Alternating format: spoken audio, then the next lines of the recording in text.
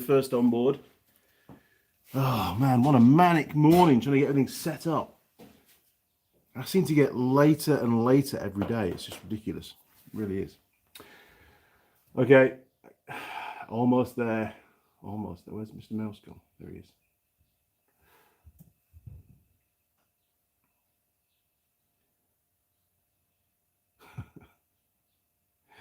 Terrible. Oh, adverts.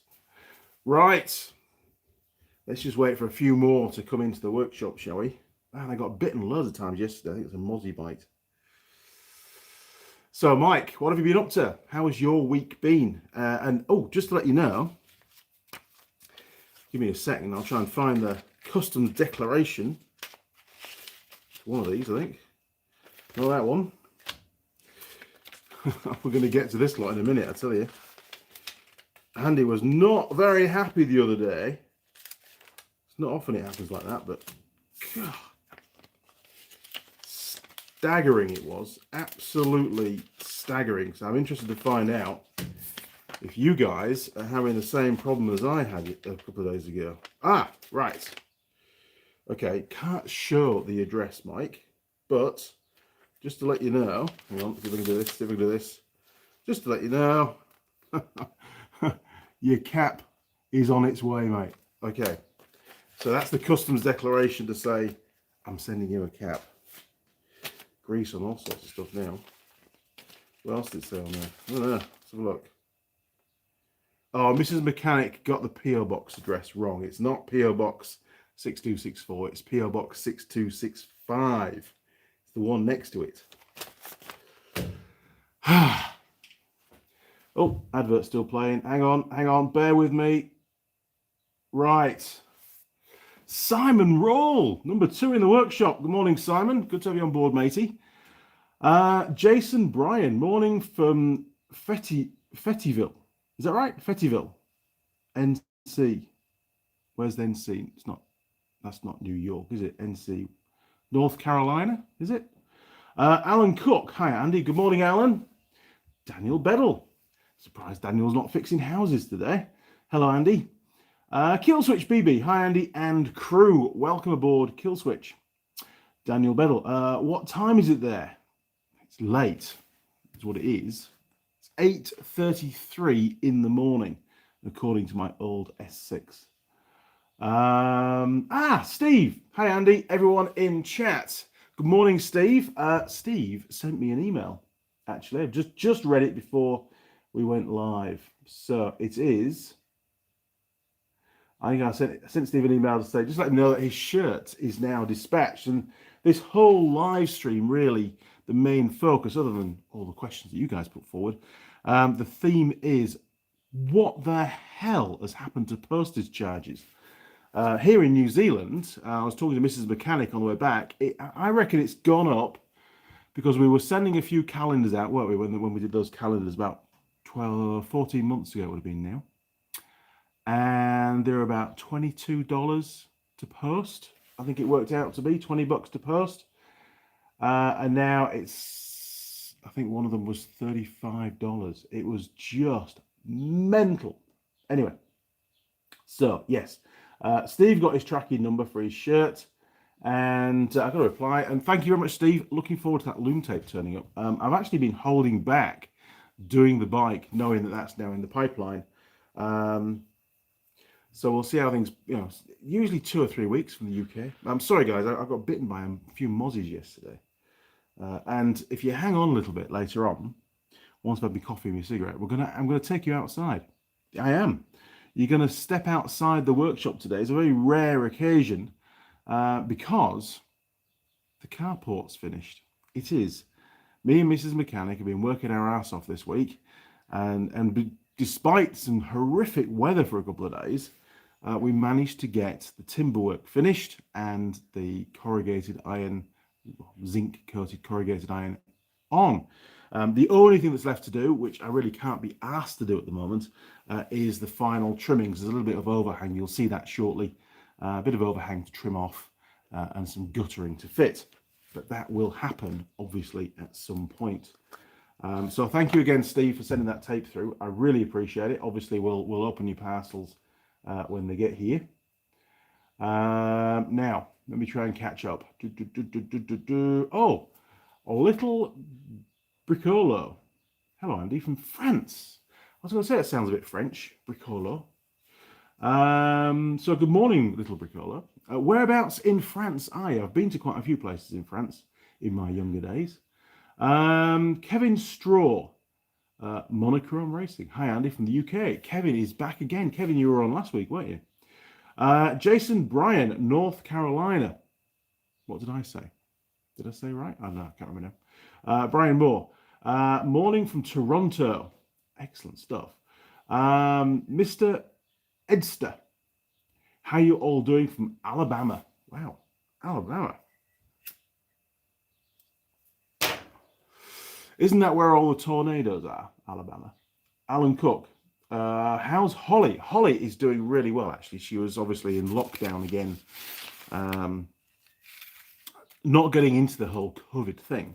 But here in New Zealand, we've had a few recent cases, community cases, and as a result, Auckland went into level 3 for a few days, and we went into level 2 down here, basically work from home. But I was on holiday anyway. It made absolutely no difference to me whatsoever. Things are back to normal. The odd little case seems to pop up now and again, but it seems that Jacinda's got it all under control, as always. Got it sussed. So there you go. So Holly was, I believe, working, well, either working from home or just sent home for a few days. But she's fine. I've not had any communication for probably about a week, I would say. Glenn Howarth, hello Andy, from Calgary, Alberta, Canada. Well, Glenn, my eldest daughter, Charlotte, is in Canada. She's been there for quite some time, actually. I believe she's going to reside there forever. Not going to see her very much anymore. It's a bit of a shame, but she seems very happy, which is the important thing, and she does like the country. Daniel, about 12 hours ago, I finally got home from working yesterday. So I'm taking it easy today. Good man, you deserve a break. It's very important, and I'm terrible for this. You tend to burn yourself out. You know, you've got a mission, you try and get all these jobs done, and you get to a point where you just start flagging a bit, and you lose the mojo, and that's the worst thing you can do. It's far better to plod on enthusiastically than go hell for leather for a few days, and then just, you're over it, basically. I mean, sure, you've got deadlines every now and again to meet, but you've got to try and manage it better, you know? I do. I know I need to manage my time loads better. Right. Off-road fan. Hi, Andy. Hi, crew. Good morning, off-road fan. Jim Cos. Hi, all. Steve. Postage is crazy these days, and customs charges. I sent yours with commercial samples, no value. Good man. That's exactly what you need to do. That's brilliant. Written all over them. Hopefully you won't get charged duty. For some reason here in New Zealand, pretty much from a personal perspective, I haven't been charged duty on anything I've ever received. Personally. Through work, sure, we did have some stuff held up because of customs charges. But it was a very, very large consignment, so you know, obviously it got flagged. But everything that the viewers have sent me over the years, it's never been an issue. Maybe I've just been lucky, I don't know.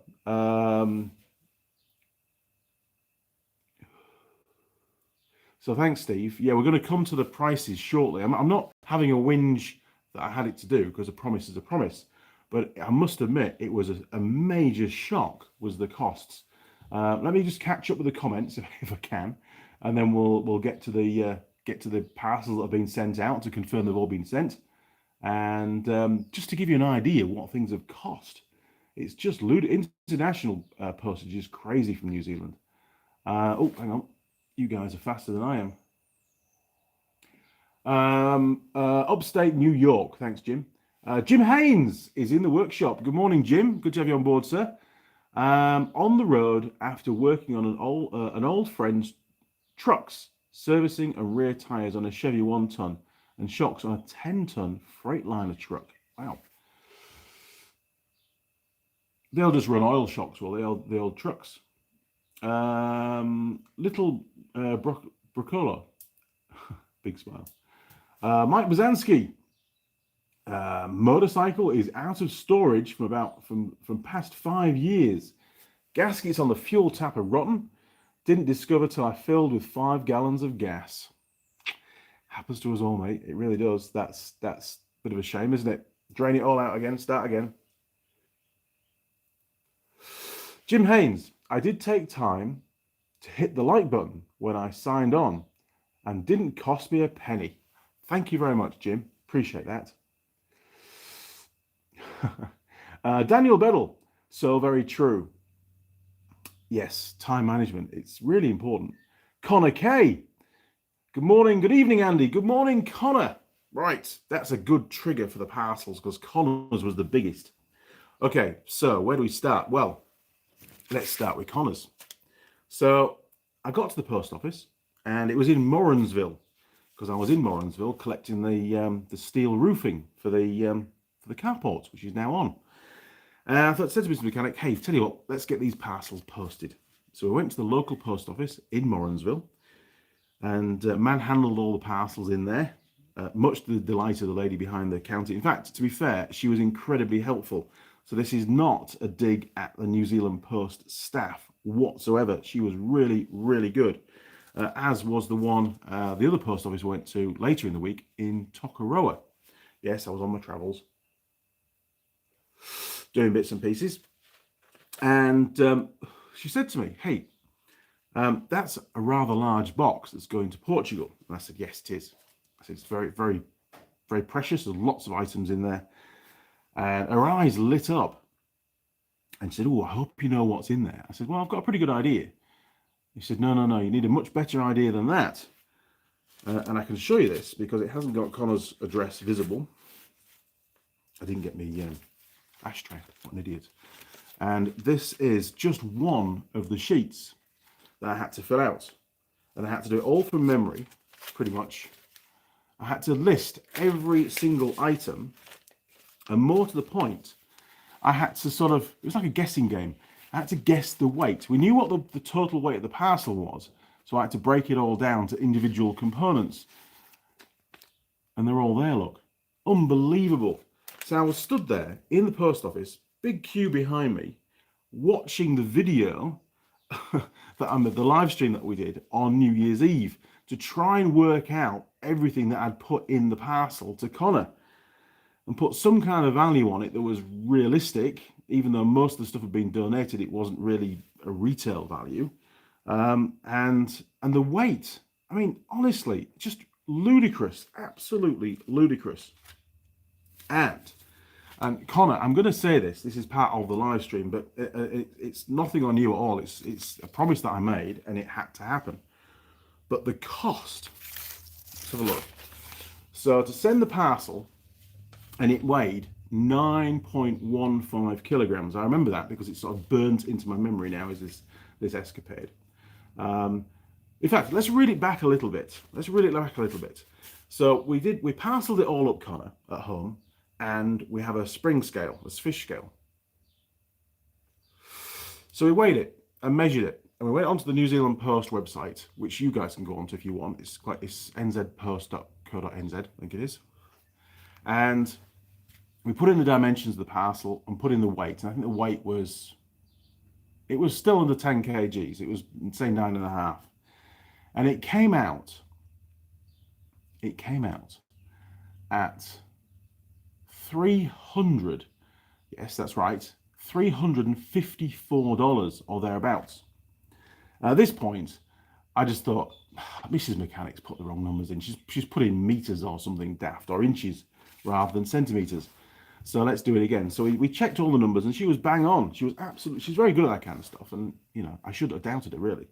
$354. And I'm like, man, that's horrific. That's too much, really. So we decided, let's try and repack it into the smallest box we possibly can, because we found a printer box that we thought was about the right size, and we just filled the gaps with some packaging, and she wrapped it all really, really well. So we chopped the box down, and she repackaged it, and we managed to knock off, I think, about 15 centimeters on the height, which was pretty substantial. And we put the numbers back in again and reweighed it, and it was about just over 9 kgs. We worked it out to be, and it came out at $230. That's right, $230. Well, that's a huge saving compared to the first price. So there's hint number one. If you're going to send a parcel internationally, and it's based not just on its weight but also on its dimensions, which normally they are, make it as small as you can. Absolutely critical. The weight didn't really change very much, but the dimensions did, and it made over $100 difference on the actual postage charge, which I thought was incredible. So anyway, post office wrote all this stuff down, handed it over, and she said, "Oh, it's $230 odd." And I thought, "Oh, well, we're about right. Do you want to do, by courier so you can track it?"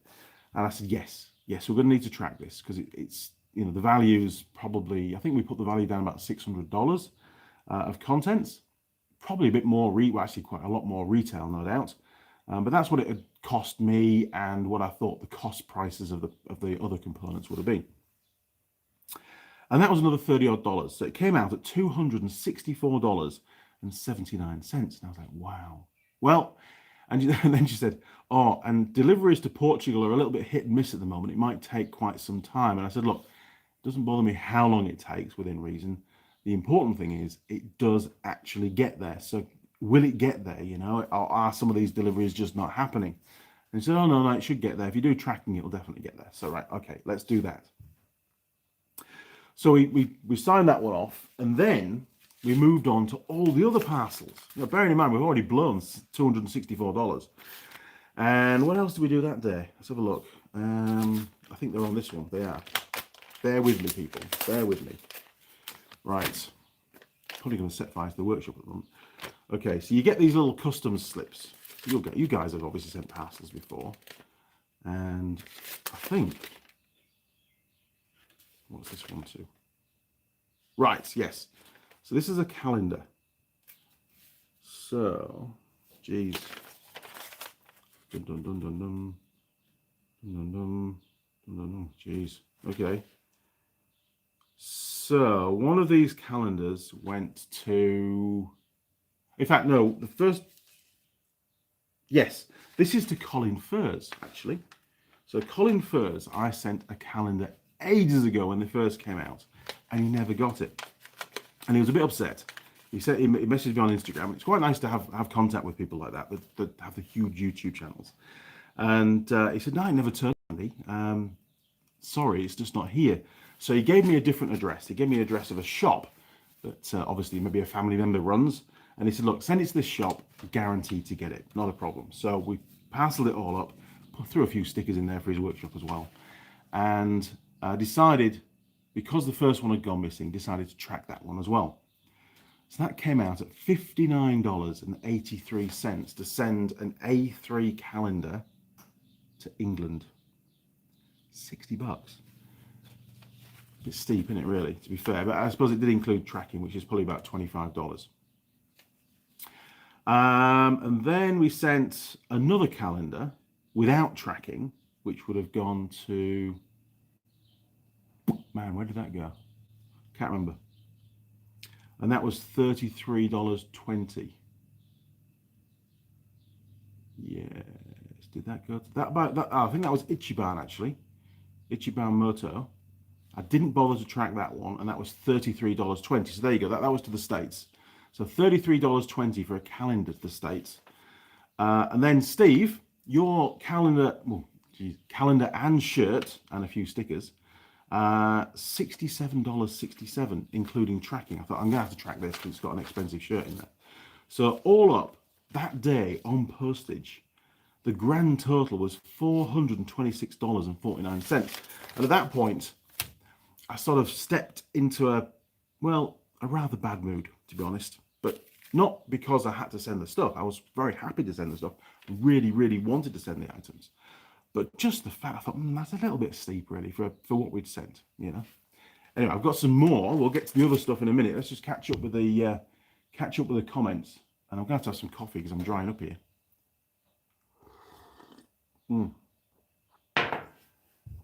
Oh, right. You guys have been very enthralled in my talky bit.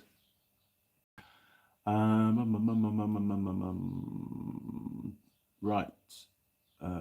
Okay, there's Connor. Right. So, Jim K. Hello. We need to change the time of the live stream till after work. Not much all day till Andy goes live. Sorry, mate. I can't get out of bed any earlier on a Sunday morning. It's just not going to happen. Steve, Cody sent me some pressure pulse sensors from the USA. It cost me more in duty than the sensors cost. Oh, that's ridiculous. That really is stupid, because isn't duty based on a percentage of the value of the items sent? That's just mental. I mean, obviously, I remember in the UK we used to get stung quite a bit for international freight, you know, the customs charges and stuff. And I remember in the UK they used to hold them to ransom. So they'd tell you your parcel had arrived. I think we got a letter in the post. And then they said, this is what you owe. And once you've paid it, then we'll release the parcel and it'll get delivered. So you've got no other option but to pay it. But that's just stupid. I need to speak to Cody, actually. I did attempt ages ago to order one of his sensors for doing the coolant system pressure testing to check for blown head gaskets and stuff. Really, really need to get one of those organized, because it'd be really helpful in my line of work. We do get sometimes cases where the head gasket is suspect, but it will only leak under heavy load and after the engine's got to operating temperature, and something which often techs will miss in the workshop because they can't replicate that. So I can plumb all that in, chuck the scope on, and then go for a hoon around and see what happens. So I need to get hold of Cody. Todd Hall, hi Andy, from Mineral, Virginia. Never heard of Mineral. So good morning, Todd. Good to have you on board. Simon, it's all about how you fill in the customs declaration when sending abroad gifts or samples. I think you're absolutely right, Simon. I think we should do a video on tips and tricks of international post and freight, you know, because it costs us all a ton of money, and it's not fair, is it really? Daniel, Todd Hall, is that near Portsmouth, Virginia? I don't know. Todd will tell us. Little Bricolo, sorry. It's always fun to watch your work. Oh, thank you, Little Bricolo. It's too early. Bricolo. Appreciate that. I did do a video yesterday after a couple of, 2 or 3 weeks of being anything but live streams, and it felt really weird making another video. I'm going to edit it up this afternoon at some point. I'm going to be working back on the CB750 today, doing a bit more of the wiring, but not taping it up until Steve's loom tape turns up, and then I'll make a judgment as to which loom tape to use for that particular application, because motorcycle looms have quite different requirements to car looms, you know. Now then, where are we? Simon Roll, hope you put some beans in the pack, Steve. I've still got yours, Simon. I'm saving them up. I think I have got a pie. Look, I've got a pie. So I'm going to eat the pie shortly. It's just cooling down. It's been nuked. Daniel Beddle, I can't believe that my local gas station gas prices jumped from $2.39 to $2.59 US dollars overnight. What's the stroke 9 for? $2.39 stroke 9 US dollars to $2.59 stroke 9 US dollars overnight. And that'll be per gallon though, won't it, for you guys? $2.39 per gallon. Here, unleaded, so we call it 91, is about $2.20, I think, at the moment. It did come down for a while, but it's gonna bounce back up. It's bound to do. And just talking about fuel for cars, the New Zealand government now, do you remember a while ago we were talking about the registration costs, the annual fee that you pay? We call it road tax in the UK.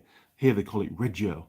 Remember that scooter, that 50cc scooter versus the same size electric scooter, and the electric scooter was about 4 times the price to buy Reggio for the year, and the answer from the government was that was because they didn't get any revenue from the fuel. Well, cars were not the same. Your Prius and that kind of stuff, and your fully electric cars like your Nissan Leaf, the Reggios for those was incredibly cheap. That's going to change. They are now considering basically loading up the Reggio costs to try and get some of the money back, or the revenue from that particular vehicle's use for the year. So having an electric vehicle here in New Zealand is dramatically going to be less advantageous to, a diesel or a petrol car. So, sales will probably curb off a little bit, I think. We don't have the infrastructure here in New Zealand yet to really do any long distance driving in a purely electric car. So I really can't see the point in it, to be honest. When you take into account the power, if you've got to replace the battery packs and servicing costs are more as well, then I think it's just a luxury, isn't it, really, to tell your neighbours you've got an electric car. I don't want one, not at all at the moment.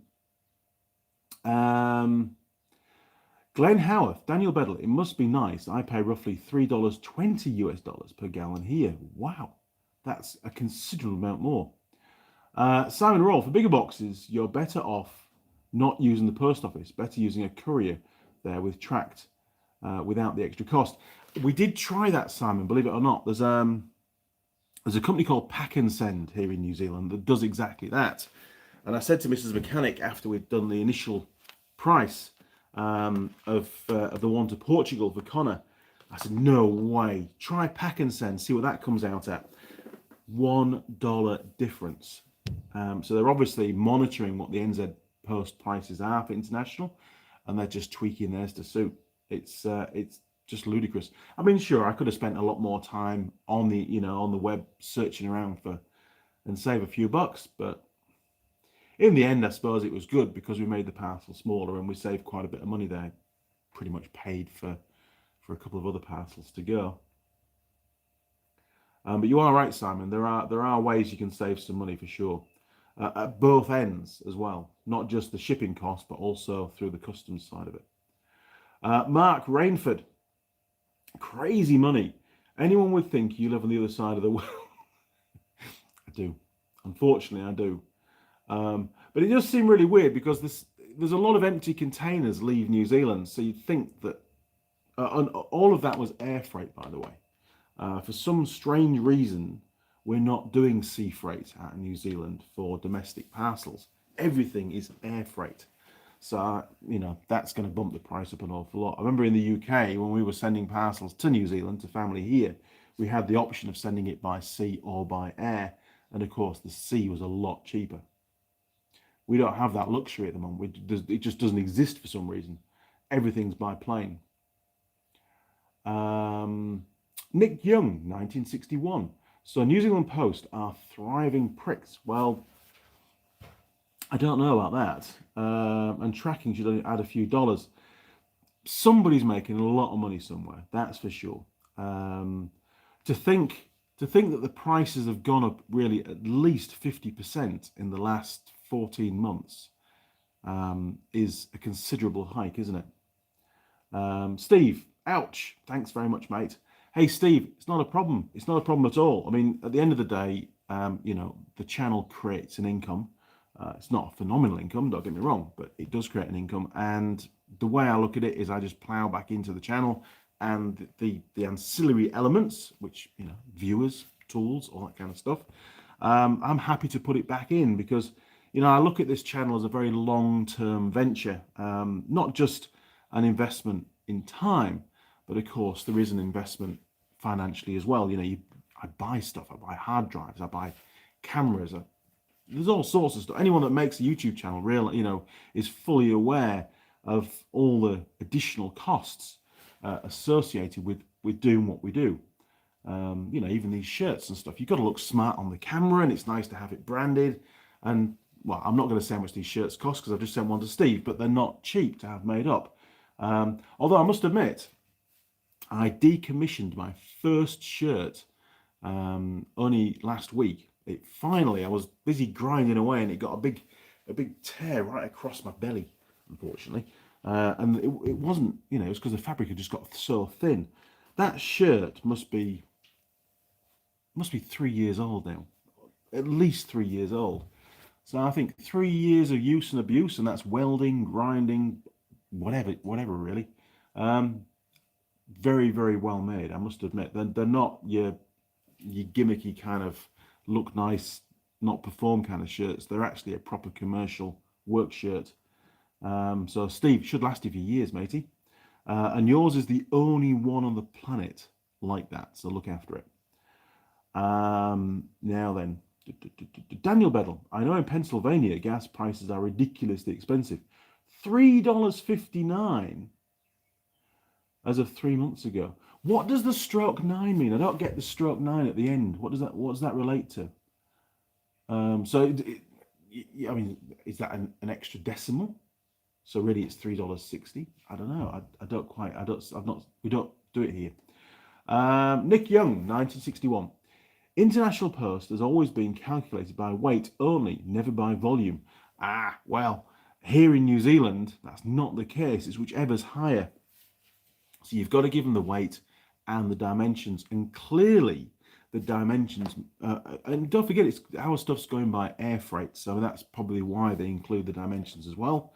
Even though the weight didn't really change, the dimensions did. It dropped by probably a quarter in volume, did the parcel, maybe just over a quarter, and it made over $100 difference. I said to a business mechanic, can you make it any smaller? And she's like, oh, that's as small as it's going to get. So it's obviously a bit different country by country, isn't it? Nick Young, since when did it change? Well, I think it's been like that here in New Zealand for quite some time. I remember using the same portal on NZ Post, and it asks for it's always asked for that information. John Nuttall, do you post out to your daughter in Canada?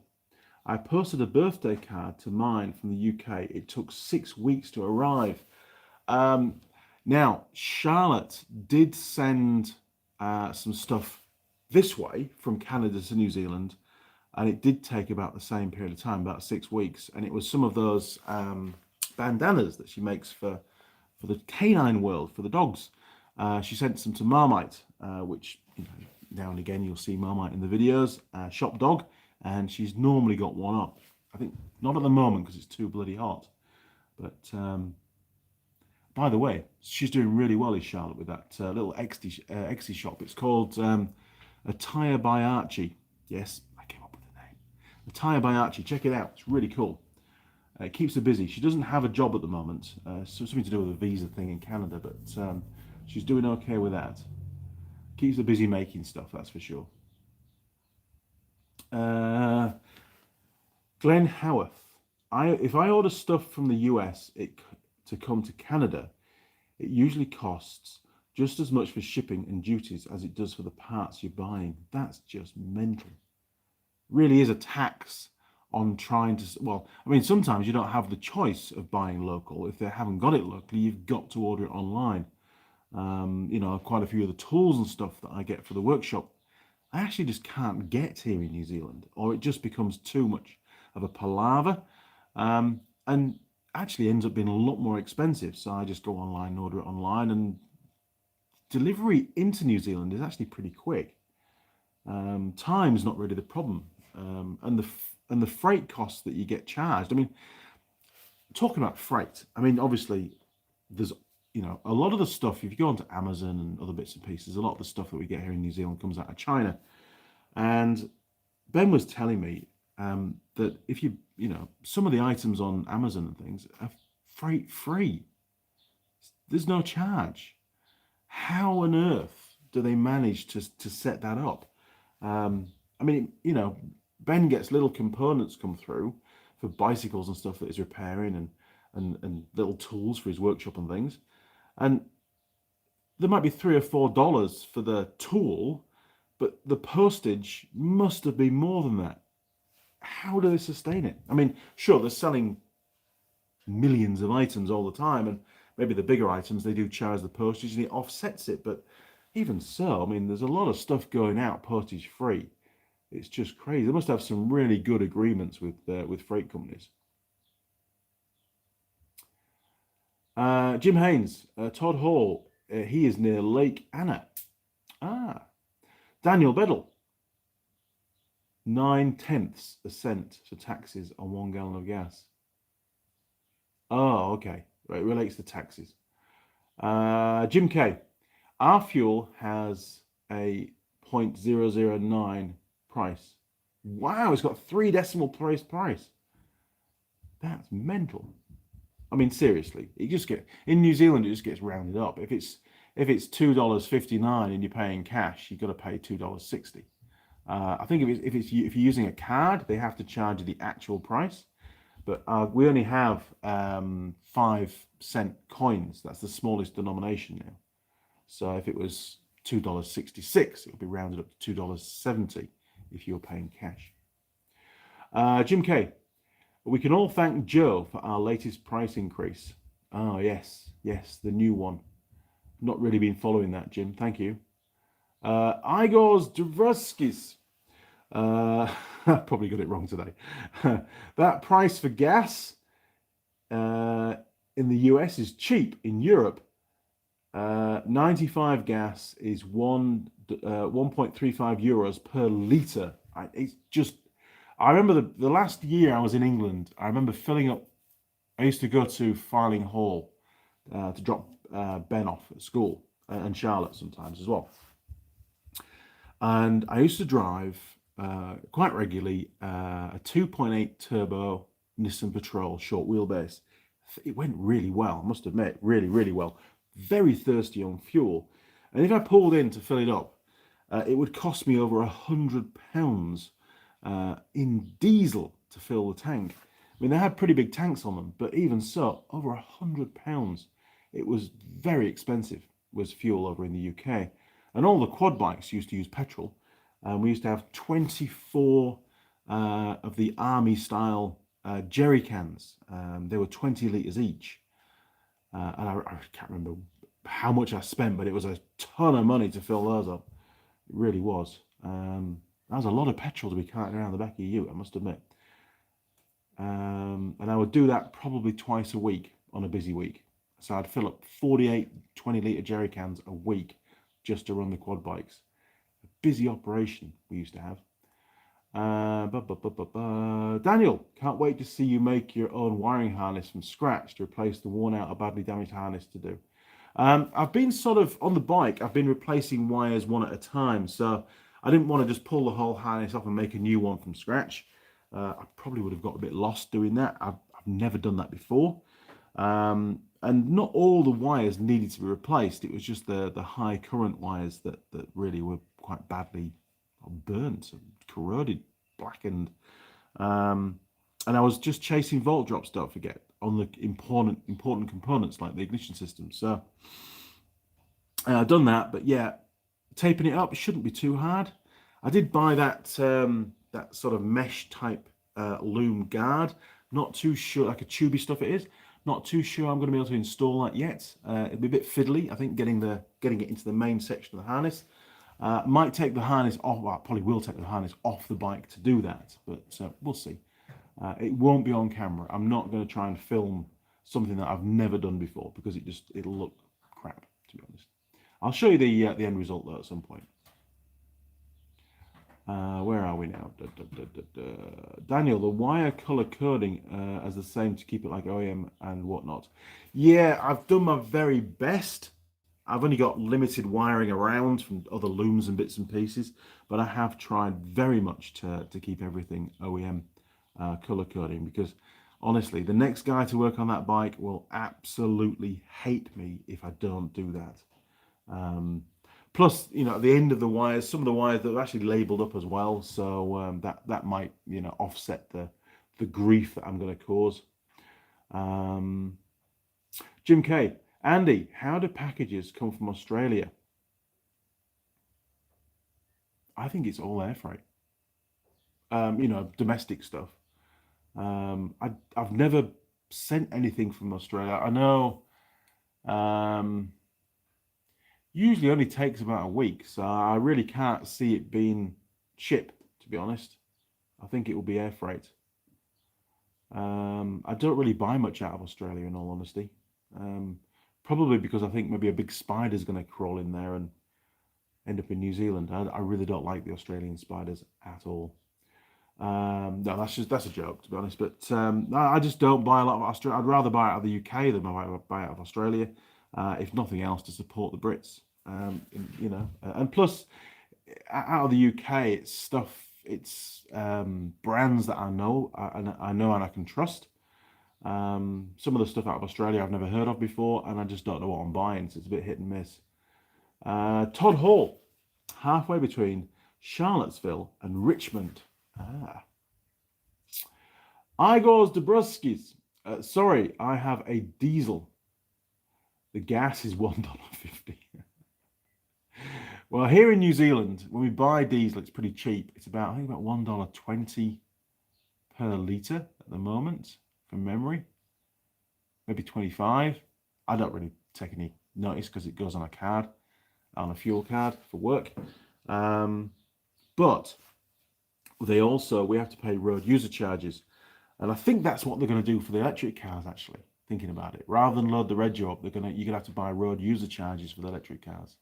So anybody that does any reasonable distance, which they probably won't, will have to pay. But I don't know whether the road user charges will be the same cost per kilometre for the electric car as it is for diesel. They might increase it, knowing that electric cars will, on average, do a lot less every year. We'll have to wait and see. I'll let you know as soon as it comes out, but it's definitely going to happen. It's been passed. It just needs to be rolled out. Right. Daniel, okay, so you're about southwest of me then. See, this is good networking, isn't it? Connor K, just check the tracking number on the NZ Post page. In transit with airline. In transit with airline. In transit with airline. Don't know where, but it's on the move. Well, that's good news, Connor. I hope it gets there in one piece. We spent a lot of time packing it and then taping it up. We actually used some pallet wrap on it as well to try and seal the whole thing up because, you know, there's all sorts of stuff in there, as you know. Daniel Beddle, yes. Nick Young, 1961. A steering wheel from the USA in a very big box is usually around $70 US. But some companies charge up to $280 when you fill out the international quote. It's all in which you pick. Yeah, that's just mental, isn't it? It really is. I know with work, can I discuss this or not? No, I can't really. I can't. Sorry, I can't mention that bit. I'll retract that last comment. Put you on the edge of your seats there, didn't I? Right, Daniel. We're charged a 9/10 of a cent on a 1 gallon of gas, or per gallon, hence the /9. Or you can say 0.009 for tax per gallon. Wow. So is that the only tax you pay on the fuel, is a 9/10 of a cent? Because that's just crazy. Over here, the vast majority of the fuel cost is tax, just like it is in the UK, to be honest. Ed Foster. Cheers, Andy. No problem, Ed. Stephen Salter. Hi, Andy. Got a question. Question for you. I'm rebuilding an 08 Yamaha Grizzly 450. Question. I don't see a question. There's no question. You need to tell me the question, Stephen. I know quite a bit about the 450 Grizzlies, so that's good. Connor. Tell Mrs. Mechanic, thanks for packing up the box. Happy to hear that it all could be put into a smaller space. I'm all about saving some money as well, and 100 New Zealand dollars is a hell of a lot of savings. Yeah, it is, Connor. And like I say, very happy to send it across. It's something I've been building up to for quite some time, you know, with that parcel and the price pack and everything. So it was all accounted for. It wasn't a problem. But I did think it would be quite a valid thing to have a chat about, because we all, regardless of what you do in life, you tend to rely a bit on freight, and you end up sending things to different places, whether it's to family members or whether you're receiving stuff for projects and things that you're doing. And it just seems to me that from what I'm seeing, the freight costs are just getting ridiculous here in New Zealand, especially. I'm not too clued up on national, within New Zealand. I did send some. I made up some little aluminium spacers. So they were 31 mil long, 20 mil OD, with a 6.5 mil ID. So they didn't weigh anything, and I had to post two to the South Island. And I think that was, and I did it tracked because I'd made them, didn't want them to get lost in the post. Turned out they got delivered to Blenheim and not Christchurch, which is just ludicrous because it's like hundreds and hundreds and hundreds of k's away. So that didn't work, did it? But the cost of that was, including the tracking, was about $25 from memory. But they didn't weigh anything. It was just what we call a jiffy bag. It was just a padded envelope, basically. But now that I'm more aware, I'm going to keep my eyes on for this kind of thing. Hang on, you've jumped the gun a bit. Daniel Beddle, back in 2013, gas price in Pennsylvania hit $4.12 per gallon, and I had a 35-gallon tank in my truck. Oh shit, that's a lot of money. Which was for unleaded 87 octane gasoline. Geez, the lowest we can get is 91. Simon Roll, most Chinese sellers that now stock in the UK have massive warehouses and ship in bulk, and hold stock for multiple Chinese sellers and ship inside the UK from the warehouses. That's how they get around it. That's good to know. There are more and more of those kind of warehouses popping up here in New Zealand as well, so maybe that's how they're getting around it. They're just shipping the stock out in containers, making it so cheap that if they don't sell everything, then, well, I suppose they just drop the price until it does sell. But that, I suppose, gets around the individual shipping costs. Good point, Simon. Thanks for that. William Brody. Hi, Andy from, is that Minnesota? MN? USA? Good morning, William. Off-road fan. German gas price is about €1.35 a litre. $6.20 US dollars per gallon. Bloody hell, that's crazy money. But that's probably on a par to what the UK is, to be fair. I mean, Simon, what's the cost of a litre of petrol in England at the moment?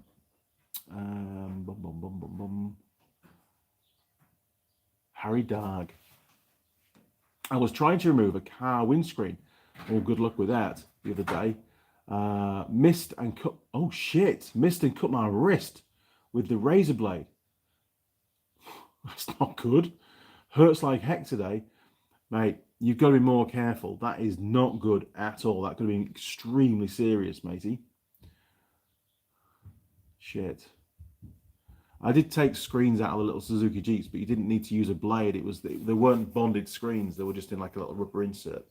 I got quite good at doing it, but every time I did it, I thought I was going to break the screen, honestly. And one morning, I got up, actually, talking about windscreens, I got up one morning, went into the yard where we used to park all the Jeeps. So we lived on site in the UK at a farm. Somebody had come into the yard in the middle of the night and taken a windscreen out of one of the Jeeps and then buggered off with it. Oh, I could not believe it. I think it was on Rusty Rosie from memory, but they all had names in our little Jeeps. Yeah, unreal. And I think they stole the CB radio at the same time out of the vehicle. It's a long time ago, I could be wrong, but definitely took the windscreen, which is just mental. I hope they cracked it in their rush, honestly. Where are we? Simon. Oh, hang on, it's all jumped around again. Jim K. Every state has different taxes. It does seem that way. I find it very confusing over there. I believe the 0.009 is to make you feel like you're paying less. Never works, does it? At the end of the day, you know exactly what you pay when you get to the till. Michael Moran, where do you import second-hand cars and bikes from? Well, New Zealand has a history of importing, Japanese cars, especially. Yes, we get some parallel import motorcycles as well, but mainly the cars. Um, from what I understand, I think when the car gets to be 3 years old in Japan, it has to go through a pretty rigorous MOT or inspection or warranty fitness, we call it here in New Zealand, far more rigorous than we have here. And often it really people tend to sell the cars at that point and export them out and just buy a new car. So obviously there's quite a large cost involved, not just for the inspection, but for all the repairs or that are needed to get the car up to standard again. And obviously the standards in Japan are very high. But yeah, New Zealand was flooded with cheap, very, very cheap Japanese, second-hand cars for many, many years. It's not quite as much now. I do remember when I first came to New Zealand, my father-in-law commented, he said, because we were driving down the road, there were lots of car lots, places selling cars. There were so many car lots. And he said, New Zealand's in crisis with the cars at the moment. There are more cars for sale in car lots than there are on the road because of all these cheap Japanese imports that were coming in, and they were just the market had taken a downturn. They just weren't selling, and they were stockpiling all these cars, and it was just ridiculous. It really was. I mean, all these companies with this huge amounts of stock. I mean, they're probably going to go under, aren't they? But Japanese cars pretty cheap in New Zealand. In reality, pretty cheap. But like I say, it doesn't really happen quite so much now. So I'm trying to work out where the hell we are. I keep jumping around. Here we go. Daniel, no, you also pay a tax on the actual cost of the fuel as well. So you really get hit twice on the same fuel. Say, for example, you buy gas at $2.40 per gallon at the end of the year when tax comes around. Wow. The government hits you up for it again, similarly to your road taxes too. Right. Simon, Asda was £1. Oh, hang on. No. Simon, it can't be £115 and 70 pence a litre. I think you mean £1.15.7 pence. I think so. £1.15 a litre for unleaded. That's quite a lot, isn't it? That's pretty expensive. Jim Haynes, not at all on the fuel. They started at the 1/10, but moved on a long time ago as the federal, state, and local governments have put their hands out, and some places in the States are over $1 per gallon. Wow.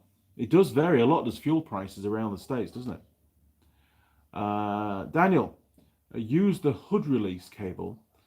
There you go. And in a sawing motion, cut the windshield out of the vehicle.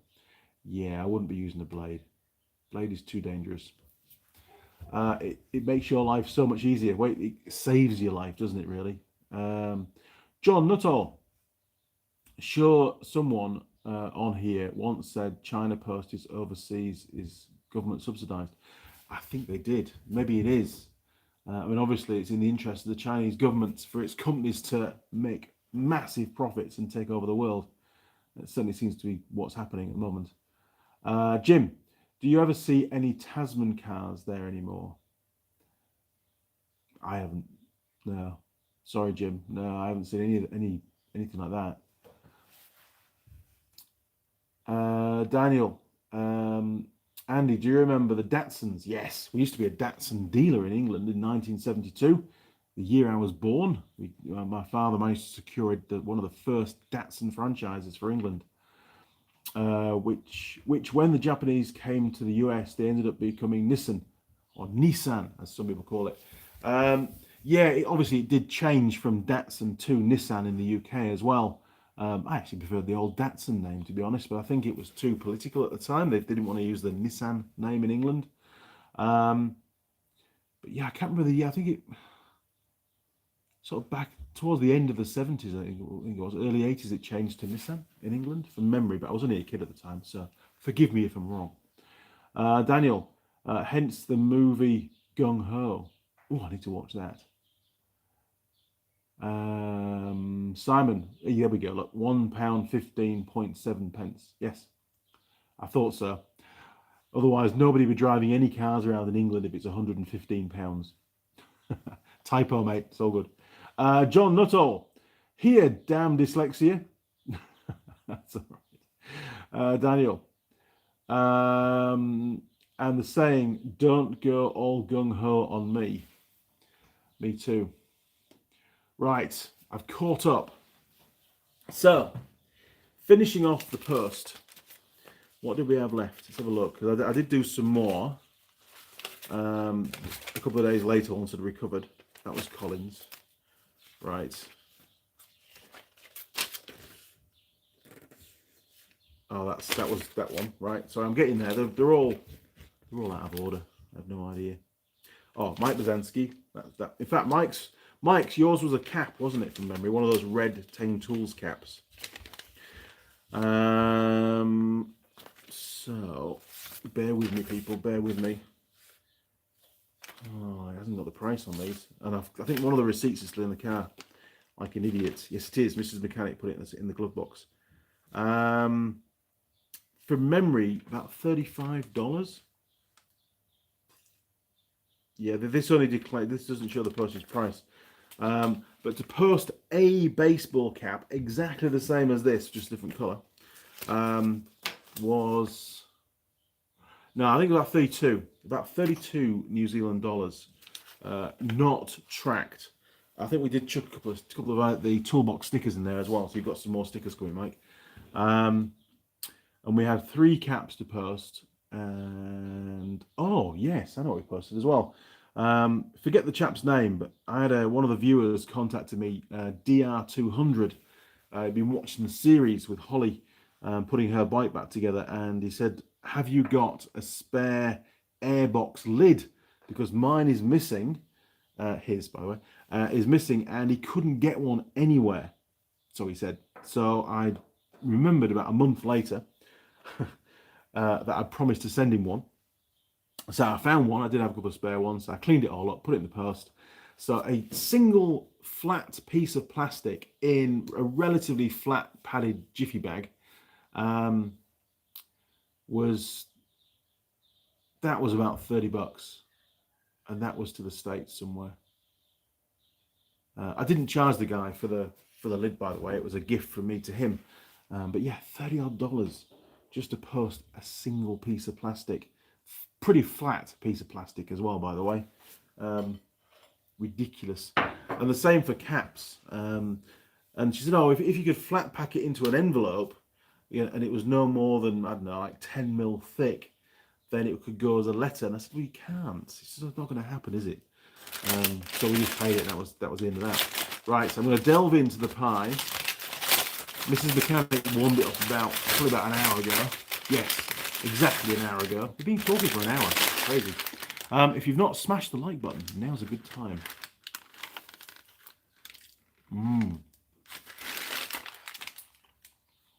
Steak and cheese. Yum, yum, yum.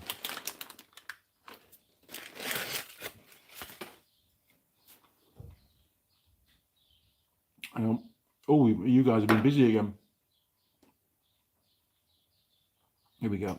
Daniel, my dad had a 1988 Datsun 240 wagon. Mum had a Datsun 220Y, from memory. I know Mum watches these, so Mum, you can always chip in if you want on the comments. Pretty sure it was a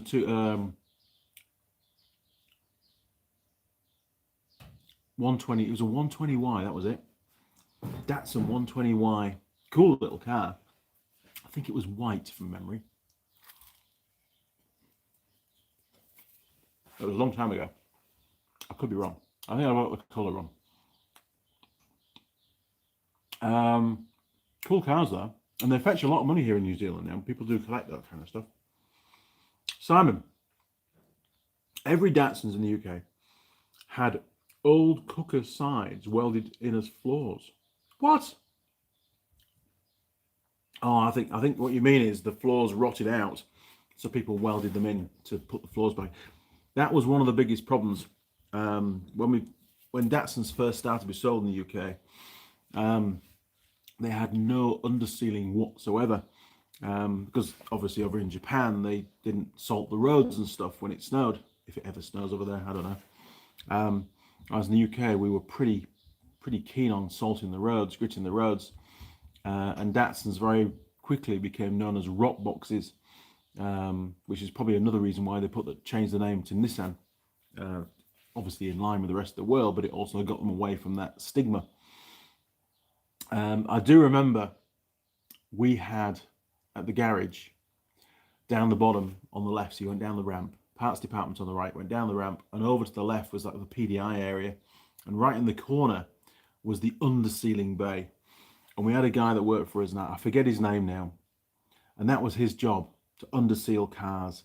And that bay was just blathered in black tarry underseal. You wouldn't want to go anywhere near it.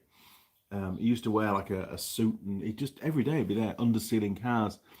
So we used to actually underseal our own new cars before they were sold, and that was done during the PDI process. So obviously, eventually it started to happen from factory, but obviously Dad, he addressed it pretty early on, and they built an undersealing bay, and that solved the problem, I suppose. But yes, Simon, I can see exactly why you'd be using old cooker doors. Stephen Salter, hi Andy, restoring an ex-military Yamaha Grizzly 450. That and want to grease the wheel bearings. Had a look on the web, and there are tools in the USA, but they are not cheap and at least 8 weeks. Are you talking about greasing the wheel bearings? Are you talking about greasing the pivots for the knuckle joints? They just have a standard grease nipple, but in all honesty, I would just strip it, clean it, and manually grease it. Don't bother using the grease nipple. You tend to get a far better job just by stripping it down and doing it. And don't over tighten the bolts that go through the horizontal pivots, top and bottom, on the rear. If you do, you can strip the threads quite easily. I've done that. Hang on. Do you have a manual technique instead of tools? Yeah, just strip it down. Just strip it. Don't bother using the grease nipples at all. It doesn't take very long to strip it. You can clean everything. You can inspect it. You can see how worn the bushes are in there as well. And if they need to be replaced, you can replace them. Very easy. It's a very simple job, really is. Sorry about earlier. Text length is limited and not sending full question. Oh, that's all right, matey. Don't worry. I thought that might be the case.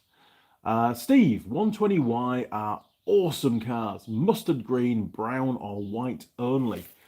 I have a hunch it was a white one, but it might have been a mustard. It wouldn't have been a brown. I'm sure it wasn't a brown. It might have been mustard. It might have been mustard green. It might have been. Well, whatever it was, it reversed over my tricycle. I know that. Harry Darg, I never knew Mercedes-Benz have been around since the 40s. They've been around a long time with Mercedes until the other day. But I looked under one. I have now, and there's not 1 ounce of rust. Now, they're pretty well made, to be honest, the old Mercs. Pretty substantial metalwork on them. But, everything rusts in England. John, if you all hit the like button, we can go outside, Andy says, when he has had his smoke. Oh, yes. Another bite of pie.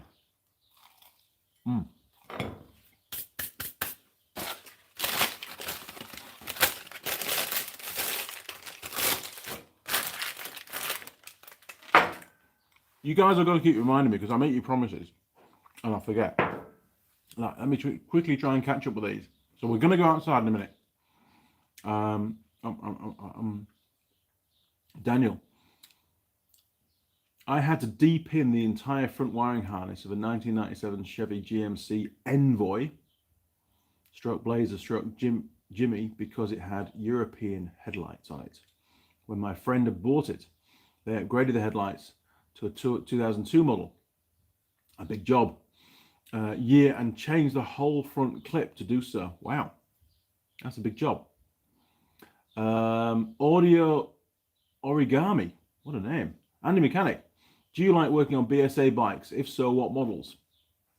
Only ever, well, apart from when I was a kid working on all sorts of stuff, Nortons and things, but that was a very long time ago. The only bike that I've worked on here in New Zealand that falls under the BSA category would be a BSA Bantam, and it was in Henderson, and I had to fit a new rear tyre to it. And the old British bikes are very, very different to the Japanese stuff that we see, you know, the 80s and 90s, certainly. And, oh, I worked on a Triumph Bonneville a couple of times for Alan that he's got. And tend to do things a little bit differently back then. Putting the back wheel back into the Bonnie, for example, took 4 arms to do it. It was not an easy task. Sure, we didn't have a hoist, we were just working on the floor, but yeah, getting everything lined up, getting all the spaces in the right place and bits and pieces wasn't that easy, to be honest. But some wheels aren't that easy to get in and out. On the old BSA, I do remember it being a bit of a palaver doing it all, and it was actually, it really wanted a bit of a degrease. There was a lot of old chain lube built up and stuff. But we're going back probably 11 years when I did that job. But there really aren't very many BSAs here in New Zealand anyway, not that I see. There's quite a few in museums, but you very, very rarely see one on the road. Daniel, so I had to replace it all back to factory for that vehicle via getting the OEM wiring harness loom part number to match up the OEM wire color codes and to be able to de-pin and then move the wires. Yeah, it's a massive task, isn't it? But well done, Daniel.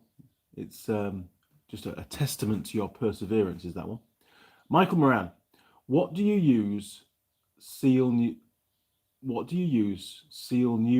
tubeless tire leaking on?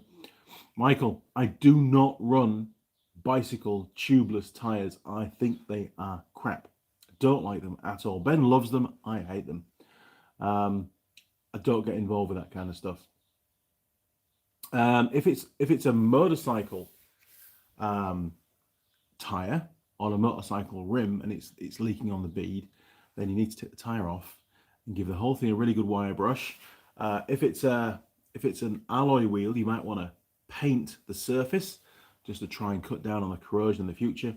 And then, hang on, I'll go and get it.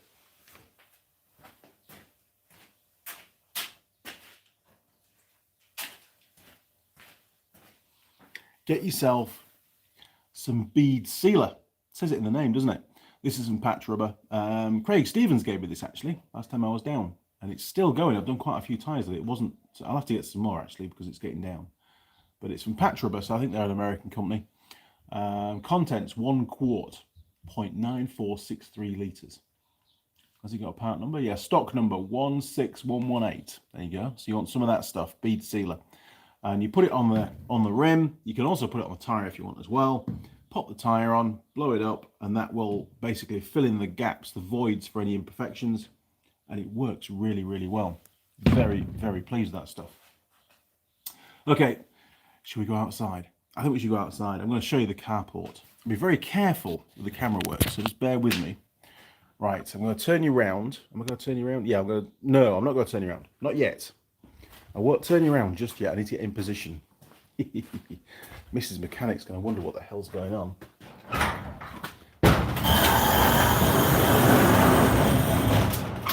Right, bear with me. Bear with me. Right, turning the camera around. Okay. Yes, I know the house needs painting. I know the house needs painting. Okay. Here you go. Look at that. Look at that. It's brilliant, isn't it? It's taken some doing. So you'll recognize the brackets.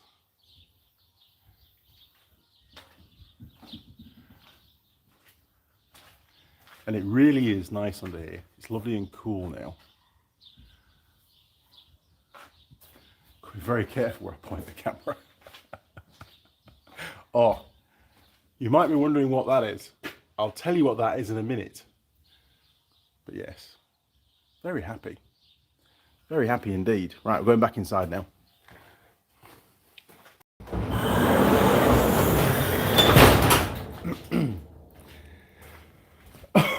Right, look at that. Camera on camera. It's great, isn't it? There we go. Right, I'm going to plug you back in because I'm going to be doing a video later on, so I need to keep this phone charged up. There we go. Okay, so how do you find, what do you think of the carport? It's bloody good, isn't it? I mean, I'm not a builder, and I built it the way I wanted to build it, and I'm sure some of you will have some comments as to, you know, why the little smaller beams are not on top of the big beams. There's a reason for that, because I was very limited on, I needed to minimize the height of the overall roof, but maximize the space under it.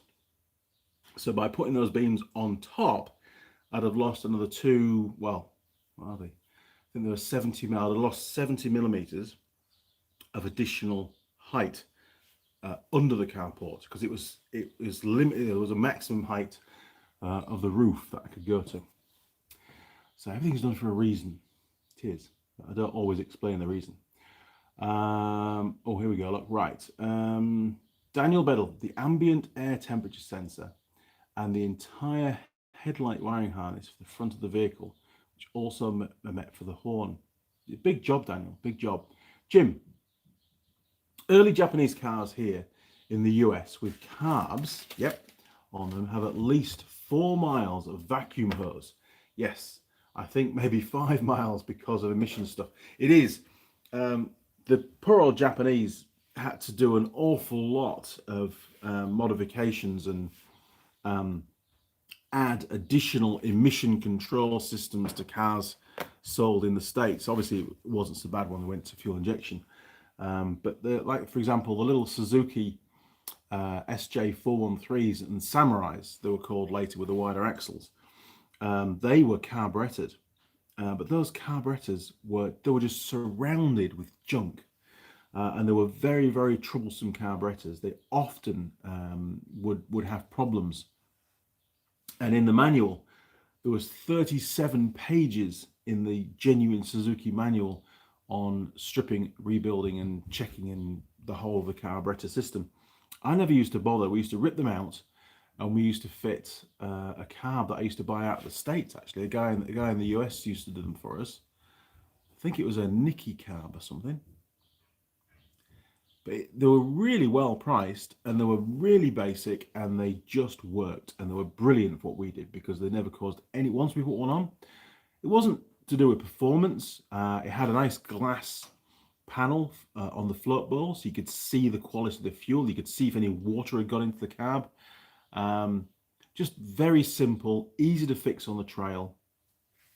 He used to buy them secondhand, actually, and then he used to recondition them and sell them. And he used to jet them up for those particular vehicles, so we just used to take them out of the box, bolt them up and off, and you know, and that was it. They were bang on every time. Really good.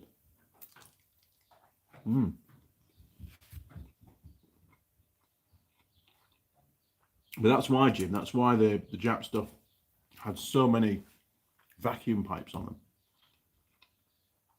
And it was a nightmare. And that little Suzuki Alto is the same. It's got heaps of vacuum pipes on it. Daniel Beddle, took me 17.5 hours to do that entire job from start to finish in a snow blizzard in 2016. Surprised you didn't catch pneumonia, mate. Harry Darg, me and my friend the other day were working on a 90s Aston Martin. Nice. And the reason why it wasn't running right was because the car had 2 PCM computers, $12,000 each. That's ridiculous. But hey, it's got the Aston Martin badge on it. Everything's expensive for them. Steve, awesome job on the porch, mate. Yeah, it took me a year, pretty much a year to the day when we set the first posts to actually getting it finished. And it actually isn't quite finished yet. I've still got to trim some of the steel work, put the flashings on, and a bit of guttering. But what was in my pie? But other than that, it's done. And it's made a massive difference to temperatures actually in the workshop. As predicted, there's no sunlight now on those two steel doors, and they're not radiating the heat into the workshop. So it has made a big difference. I'm really, really happy. Yesterday, for the first time, I actually worked under the carport. Me and Mr. Mechanic, we'd unloaded the trailer with some more, we call it builder's mix here in New Zealand, which is like sand and gravel mix for doing concrete. Because we're going to be setting some more posts, because we're going to be starting to build a deck for the back of the house, which will be nice. She's wanted the deck there for a long time, so it's about time I pulled my finger out. And I said, once the carport's done, we'll do your deck. So fair's fair. So she was unloading a couple of ton of this builder's mix out of the trailer, and I noticed that the floor of the old Ifa Williams trailer was it was starting to move around. Some of the fasteners that bolted it down to the frame of the trailer had worn away the wood. You know, there'd obviously been some movement going on, and it was starting to, the plywood was starting to flap. So I thought, right, I know what we'll do. We'll take out the old fasteners, which I had to drill out because they were all rusty. And we just turned the piece of timber over upside down and then bolted it back down again. Because it was quite badly scratched and stuff, and there was some big gouges out of the timber where we'd been dragging stuff across the trailer. So it's sort of, without any real cost, just 2 or 3 hours work, it's tidied the whole thing up quite a bit, and it's, you know, made sure that the timber now is nice and well bolted down. I do still need to get some more longer M8 countersunk stainless cap heads. I'll get those, I think, tomorrow when I've got to go through the Taupo. But it's usable as it is, and then maybe in a year's time I'll actually put some new timber deck on that trailer, because it's been a bloody good trailer, I must admit. It's done really well. Simon Roll, that's a lot of extra workspace. It is. It's brilliant, and the plan is it's basically one wall. You know, if you imagine it's a building, one wall is actually the doors to the garage, which is great. That end, which goes to the neighbours, is going to get all timber, so timber planks put on. So that will be sealed off. There's a little alleyway that runs up the back of the garage to the fence line, putting a door on there so we can put bits and pieces down the back of the garage and it's a bit more secure. The workshop roof, we're not going to re-roof the original roof anymore. We're going to put an additional roof about a foot above the original roof. That will provide really good insulation and, again, cool down the workshop itself. And then when we get the aircon heat pumpy thing put in, it won't need to work anywhere near as hard. It'll be a lot more efficient. Plus, it'll be a lot warmer in here in the winter as well. So that all that does outside is it leaves 2 walls which are always going to be open, but I want to use that area for spraying rather than spray in the workshop, because honestly it just gets everywhere. So I'm going to get, I think, some kind of roll down wall. You know, it won't be see-through. I want it to be black, for example, maybe black plastic or blue or something, just so I can roll it down and it'll tension up to some little bolts in the concrete, and then it'll become pretty windproof in there. It'll be good enough for spraying anyway.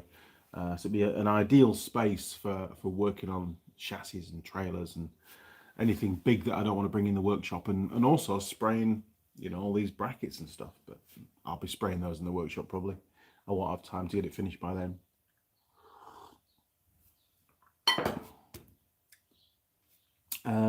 Now then. Yeah, but it has sound. It's given us a great lot more workspace. And then once the deck's finished, there's another carport to go out on this side, and that's the one that I'll be working on the RRVs under in the summertime. So I'm just trying to future-proof everything, make it a bit easier, so I'm not having to move things around all the time, you know. And I do like working outside but under a roof, because you get a lot more breeze, and it's just pleasant, you know, it really is. And it also means I don't have to clear the workshop out of all the bikes every time as well. As long as I can get to all my tools, that's the important thing. Daniel, the exact day was the 30th, sorry, I'm going to read it backwards, the 30th of October 2016 into the early morning hours of the 31st. And about 3 a.m., my friend used this vehicle to move from southeastern Pennsylvania to the northwestern part of the state. Wow. Banana Brooks. Go on then, you teaser. What's the black piece under the roof of the carport for? Ah, right. Built the carport. Sorry. Put up the main timbers probably about 6 months ago. We put in all the rest of the timbers. We've sort of done the main frame, but not put the infill timbers in.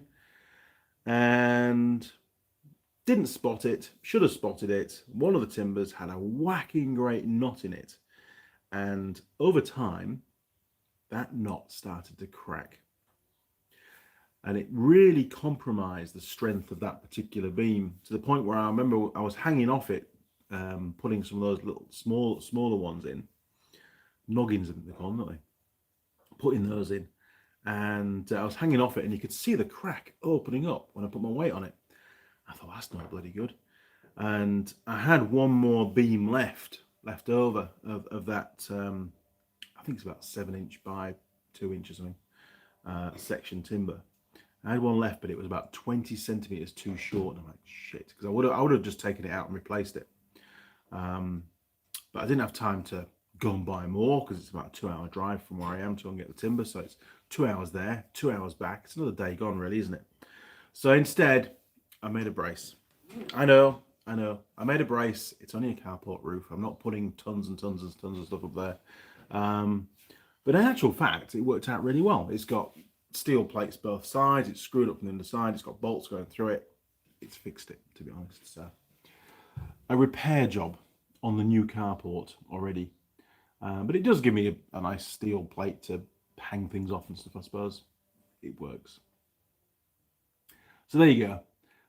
I wouldn't say it was a bodge. I'd much rather it not be there. I'd much rather it be a proper beam that wasn't have a great big knot in it. But anyway, such is life. Daniel Biddle, how about them cabriolet, aka rabbit? What? Sorry, Daniel, you'll need to give me a bit more information on that. John Nuttall, roof lights. There will be lights going in there for sure.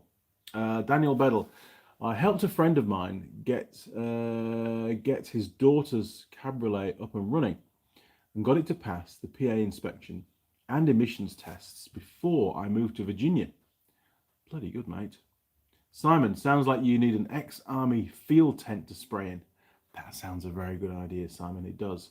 Although Mrs. Mechanic is getting a little bit concerned about the plans for the garden and the fact that there won't be much of a garden left by the time I've finished.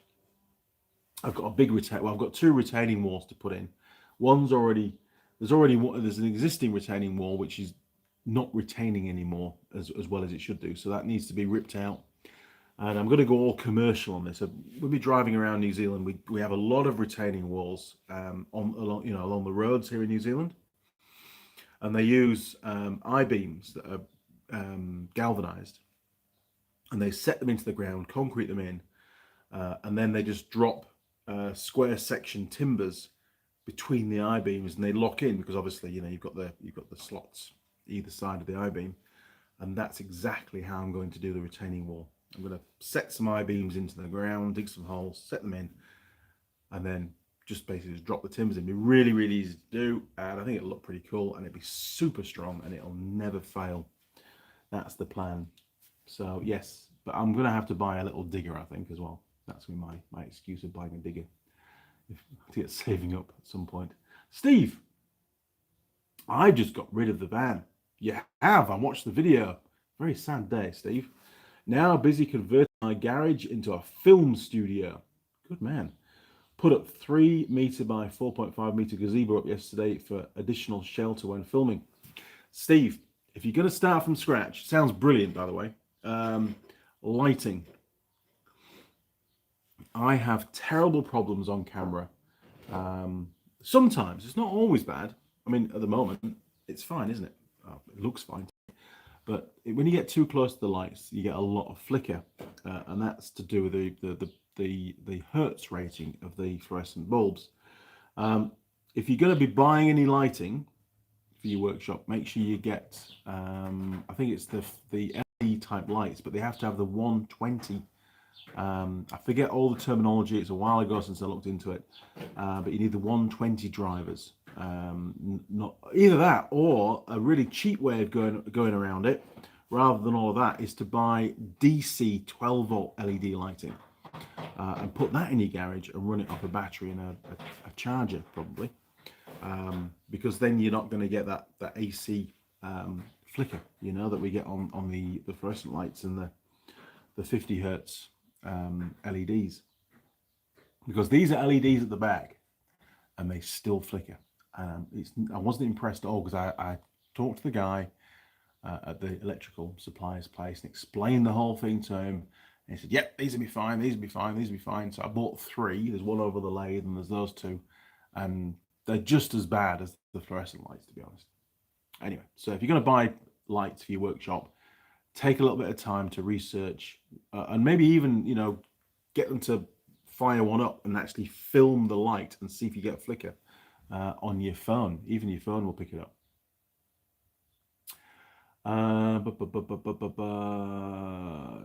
Ichiban here he is. I need to heat and insulate a filming space with some quality lights. Chicagoland is cold. I bet it is. And it's no easy task, you know. Sometimes you've really got to think about what you want to do. And these old lights, believe it or not, these lights here came out of a prison. They did. I got them off Trade Me. This guy out the back and beyond out west. Very dodgy deal, in fact, it was. He had lots of them. I wish I bought more at the time, to be honest. But I bought, I think, 14 originally, I think. Maybe 12, I don't know. I think they were like $10 each. They were very, very cheap. When I got to his house, he pulled back a tarp that was over his boat, big boat. And under the boat were all these light fittings stuffed under there. And he turned out to be an electrician, and they were replacing all the light fittings in this prison. And these were all the old ones that came out. And he just, yoink, I'll dispose of those for you. And they're actually really, really good, but they do create flicker. So the idea is, and I keep saying this, to take out the fluorescent element. And I have a stripped out one over there ready to do this. Take out the fluorescent side of it and fit, and just use the metal frame, no electrics whatsoever. Just use the metal frame to mount the lights, and get some LED ones that I can screw in there. I can mount into the metal frame, because I can't get anymore anything like these style lights with the big heavy metal frames with LED lights in. Everything seems to be plastic and a bit flimsy, to be honest. So I'm going to reuse these, probably give them a clean up, might even paint them when I fit the LEDs in there.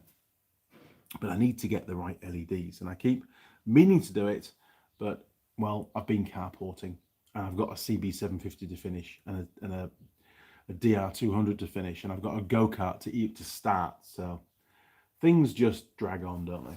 But I know where you're going with that, Ichiban Motor. I do. It's it needs to be done. It needs to be a nice working environment when you're filming.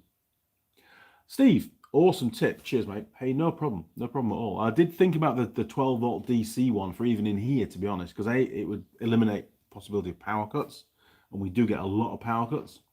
But yeah, and they might be quite cheap.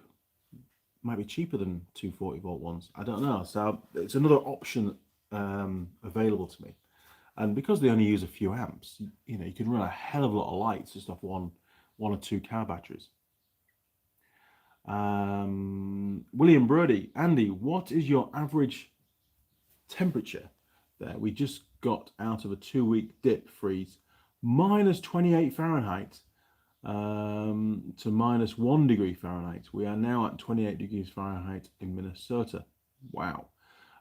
It's been the height of the day, about 2-3 o'clock, is about 28 degrees Celsius, centigrade. at the moment. On night time, it's getting down to about 15, 16 most nights. It's not uncomfortably sticky, but it is still quite warm on an evening. During the day, it's hot enough, to be honest. But it's a lot better in the workshop now than it was, now that the carport's done. And with it having obviously the roof now, we're actually finding we're getting a bit more of a breeze going around the front of the workshop. It's sort of funneling the air around the side of the house, which is actually quite nice. Working on the trailer yesterday was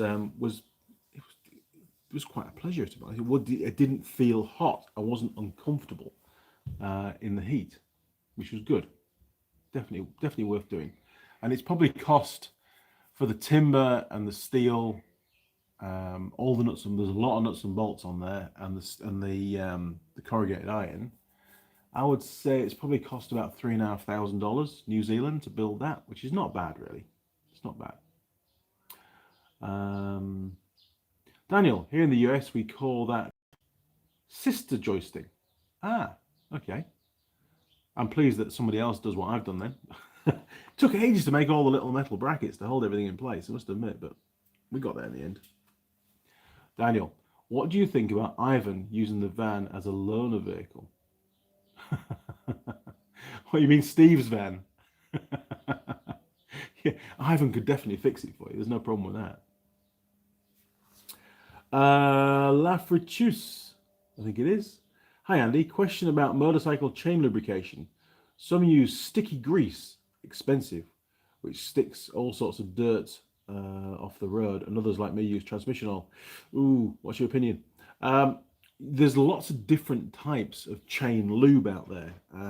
Obviously, you need to first of all make sure that the chain lube is compatible with the chain if it's an O-ring type chain, because using transmission oil might actually start to degrade the O-rings on the chain if you're running an O-ring chain. Quite common use for road bikes is like a wax type chain oil. Yes, it's not cheap, but you don't need to use that much, and just a little bit on a regular basis is far better than drowning the chain in oil. Your ATW90, we used to use that on our quad bikes, believe it or not. We didn't use O-ring chains because the chains didn't last very long anyway on those. They were running in mud most of the time, just like a motocross bike. And often the quad bikes would be going through water pools and mud pools, that kind of thing, on the trips. So they used to just destroy chains. We used to buy a chain on a 100-meter roll. That was how much chain we got through. And for us, we did use, in fact, no, we started to use EP8090, stopped using that, and then I bought some chainsaw bar oil. I thought I'll give that a try. Really sticky. When you're putting it on, you can see the strands, stickiness. And that was one of Ben's jobs. He used to, get the paintbrush and he used to paint the oil onto the chains when he was doing the brake pads and fueling them up. And it seemed to work pretty well, all things considered. The problem is, on a motorcycle, when you're on the road, the chain is traveling very, very fast. A lot faster than it would be, for example, on a motocross bike. So you need an oil or a lubricant, should I say, that's going to adhere to the chain and not fling off. The last thing you want is the oil to get onto your rear tire. So it really depends what you're doing. If you're only going slow speed, if it's a quad bike with a chain drive, then EP8090 may be fine from an adhesion perspective, but it might still be causing damage to the O-rings. I wasn't sure. Again, the chainsaw, the chain bar oil, if we'd run O-ring chains, we might have found that the O-rings were breaking down. But by running a standard chain without any O-rings in it, that eliminated that potential problem. Hope that's helped. But no, if you're riding a bike that you use on the road, then the wax type chain oil is probably the best to go for, I think. Jim Haynes, can't you guys just change to 60 hertz like us Yanks? Telling the government it's important for us YouTube viewers. I think that's a very good idea. Oh no. Oh no. Bethel's Beach Surf Club. I'll tell you, one of the vehicles is broken down.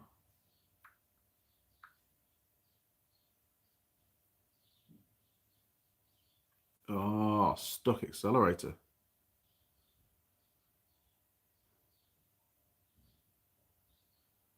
Okay, Dean. Right. I'll get back to him after the live stream. Another machine to fix. Hang on. Yes, I will to Jacinda. See if she'll change the hertz for the. I don't think it's an easy job though, to be honest, for the grid, and it might upset a few other people. And I don't know if that will actually fix the problem or not. I just don't know. I mean, I suppose if we use DC lights, DC LEDs, then it shouldn't really be a problem at all because there's no switch, is there? You know, shouldn't be a flicker at all. I need to. In actual fact, I'll show you one.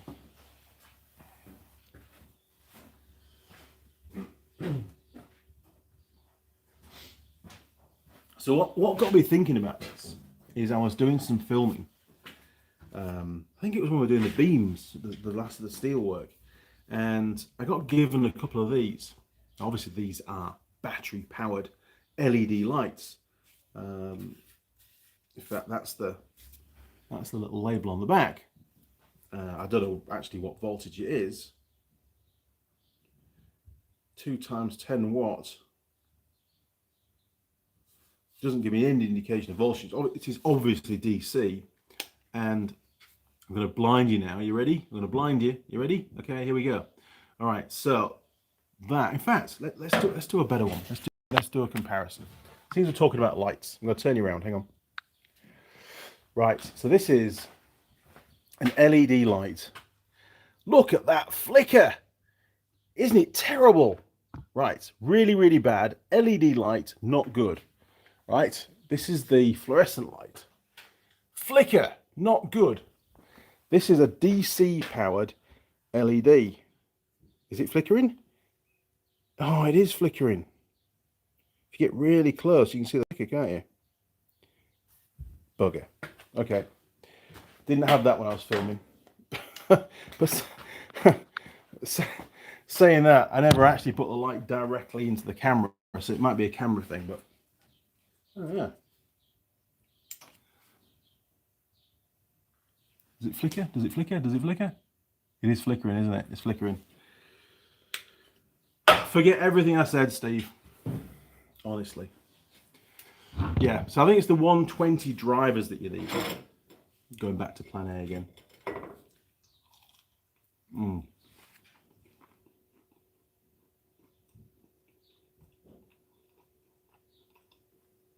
Bear with me.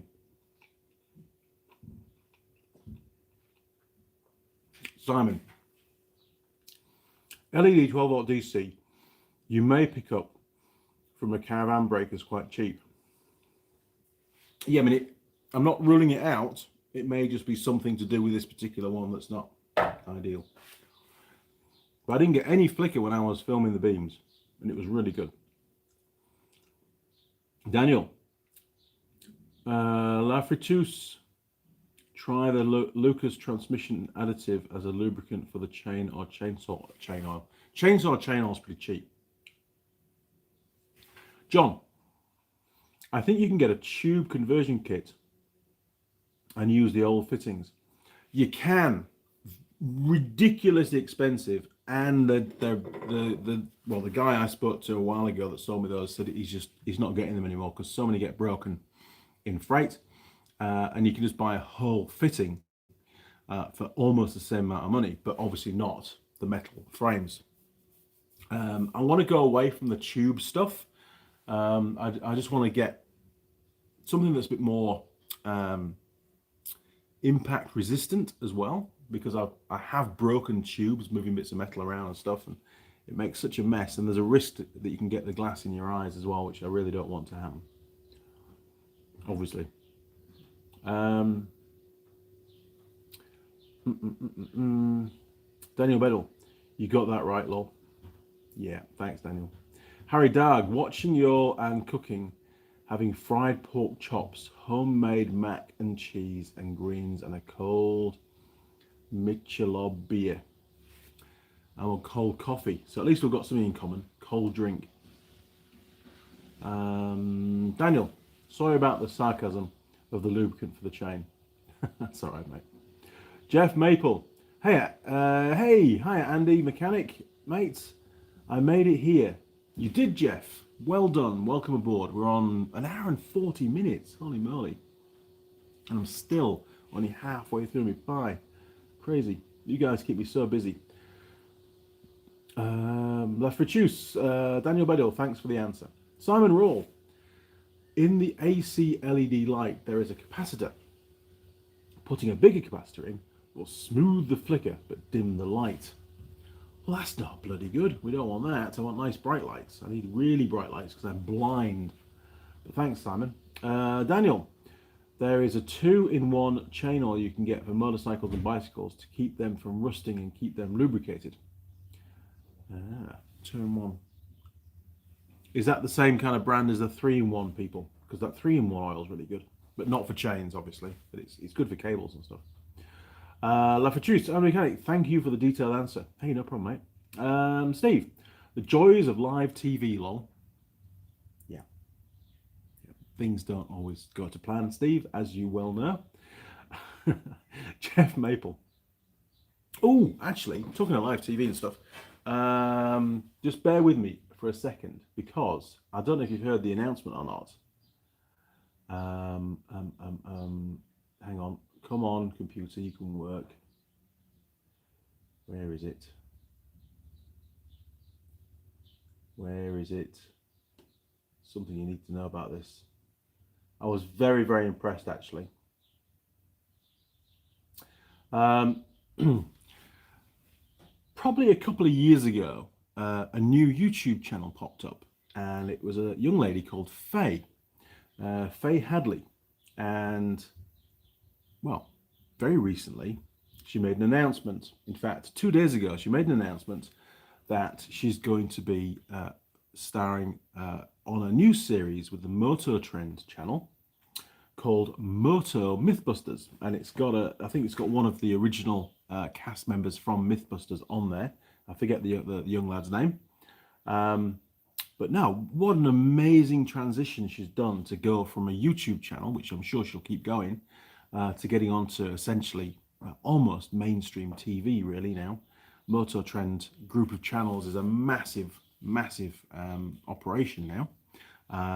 Roadkill was one of theirs as well, as is Dirt Every Day. I used to watch a lot of that stuff. But no, she's done fantastically well. She's got 75,000 subscribers now. If you haven't seen the page, this is it. So, oh, sorry, Brian. If you've not seen any of her videos, that's a really good one to go to. I don't watch that many of them, to be honest. I don't really have time, but I think she's done a fantastic job. She's quite funny and very knowledgeable as well. So no, good job on you, Faye. Well done. I did speak to her, probably about a year ago, and she sounded very professional then. To be honest, she definitely has her ducks lined up. That's for sure.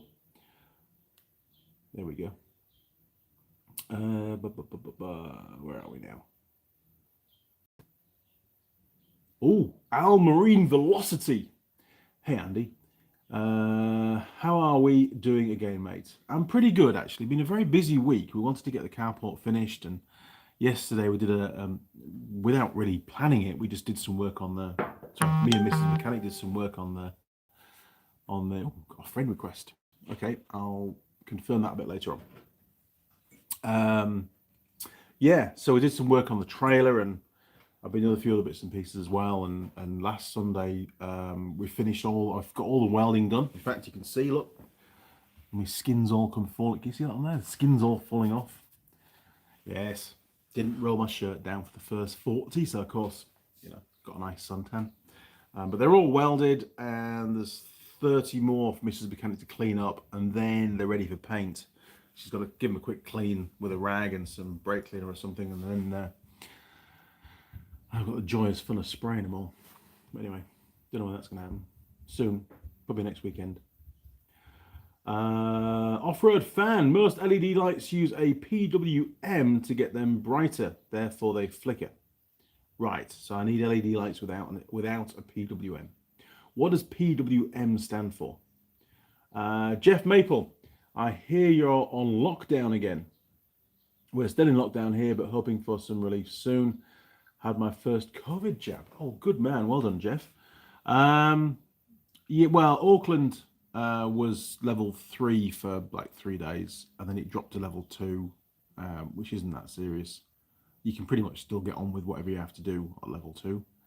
In level 3, they put those.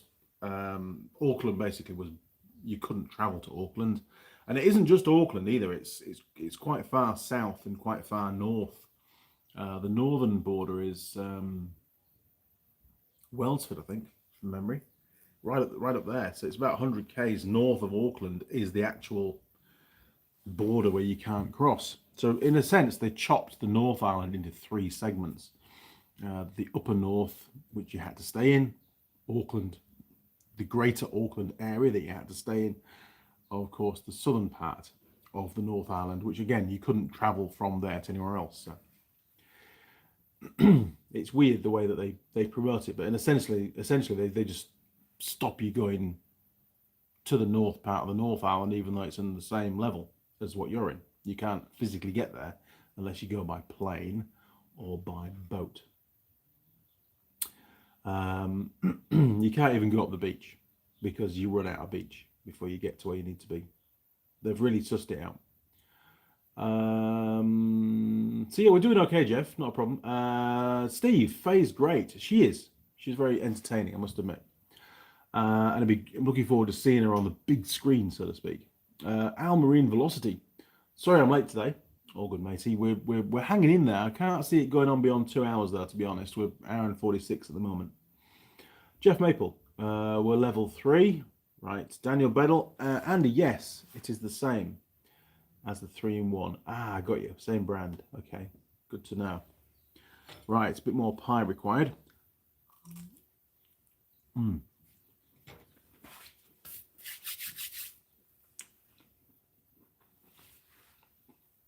Patrick Regan. Enjoy your videos, Andy. Thanks. No problem, Patrick. Hopefully there's going to be a few more in the next couple of weeks. Jim Haynes. PWM, pulse width modulated. Right, hang on then. The problem I find... The problem that I find is a lot of the places that sell these lights, actually, you ask them these questions and instantaneously a look of blankness appears on the salesperson's face. They have no bloody idea. To them, it's just an LED light that's 240 volt. And at the very most, they'll know what color light it gives, because you know there's a color range. I like to go for the white light because you know it's nice and bright, but it's probably not the best for the videos, to be honest. But we'll see. I'll get around to it. Not that concerned at the moment. I've sort of learnt to work around the problem, to be honest. And it's only every now and again you get a bit of flicker, so such is life. One day I need to build a deck next. So, where are we? I think I'm going to finish my pie, have one more cigarette, by which time I'll drink my cold coffee, and then we'll call it a day. So you've got about another 10 minutes. Oh, there you go, Steve. You're awesome, mate. Good job. Oh, Mrs. Mechanic's having to tidy up. I can hear her outside. So, this next week, well, back to work. I've got to take... Oh, yes, Mrs. Mechanic's car. Another little story for you. She has a little Suzuki Swift. A little silver one. Manual, proper car. And she loves it. Had it almost 4 years now. Be 4 years in August she'll have had it. And a couple of months ago, somebody drove into the back of her. Yes. Only a light tap. I think it was on a round... She was coming up to a roundabout. And the guy behind just drove into the back of her car. Nothing serious. But it did push in the rear bumper slightly. A couple of little chips on the tailgate. And bent the number plate on the car. And I said, look, you've got fully comp insurance. Just get it sorted out. It's not your fault. get it fixed because it's a nice car. And about a year earlier, she had the car parked in a car park. And unfortunately, a young gentleman was walking across the car park with his helper, and he had some kind of epileptic kind of fit, and he fell against Mrs. Mechanic's car on the front driver's side wing and pushed the wing in, a few dents on there. And I wasn't brave enough to try and pull the dents out, to be honest. I thought that the paint would crack and it would turn into a much bigger job. So we just sort of ignored it for a while. Anyway, the company that did the repairs on the rear of the car through the insurance gave us a quote to sort the front wing out. And I think it was a guy called the Dent Magician or something he trades as, and $200. And honestly, it's flawless. You can't see anywhere that was a crease. Fantastic job. Very, very happy, and very happy to pay the $207 on the invoice. The repair to the rear of the car, however, not quite so good. Obviously, there's a shut line between the bumper and the tailgate. It's a hatchback. And the impact was more on the right of the rear of the car than the left. And the shut line, what had happened, when the bumper got squashed, obviously it gets pushed up. And it was actually touching the tailgate. There should be about 6mm gap, 7mm gap between the bumper and the bottom of the tailgate, and it was fine on the left hand side, but on the right hand side it was actually touching. And I think also for some reason it sort of, the bumper had come inwards slightly, because the shut line where it curls up towards the right hand rear tail light, it was about half as much of a gap than there should have been. So of course the gap was wrong, and there was something out of alignment. So anyway, went to go and pick the car up the other week. Once it was all done, Mrs. Mechanic brought it home. She was very happy with it. I got back from Auckland, had a look at it and went, it's not right. It really isn't right. The shut line is there's still about 3 or 4mm missing on the right hand side, and they haven't addressed the curvy bit at the end. That's still really tight too. So we took it back, and Ken, I won't say which repairer it was, but Ken assured me he was going to fix it properly this time. And he sent through some photos of it now fixed, and it does look a lot better. Obviously, it's a bit difficult for photos. They're quite far away from the car. So I've got to run Mrs. Mechanic back in the morning to go and pick it up. And fingers crossed, Ken's done a proper job this time, because they got paid quite a bit of money to fix it. So it should be fixed, really, shouldn't it? And it's a nice car. It wants to be done properly. If it's not done properly now, it'll never get done. And of course, when we come to sell the car, the first thing that anyone knows anything about cars is you look at the shut lines. And as it was before we took it back, it was quite clearly it had a bump.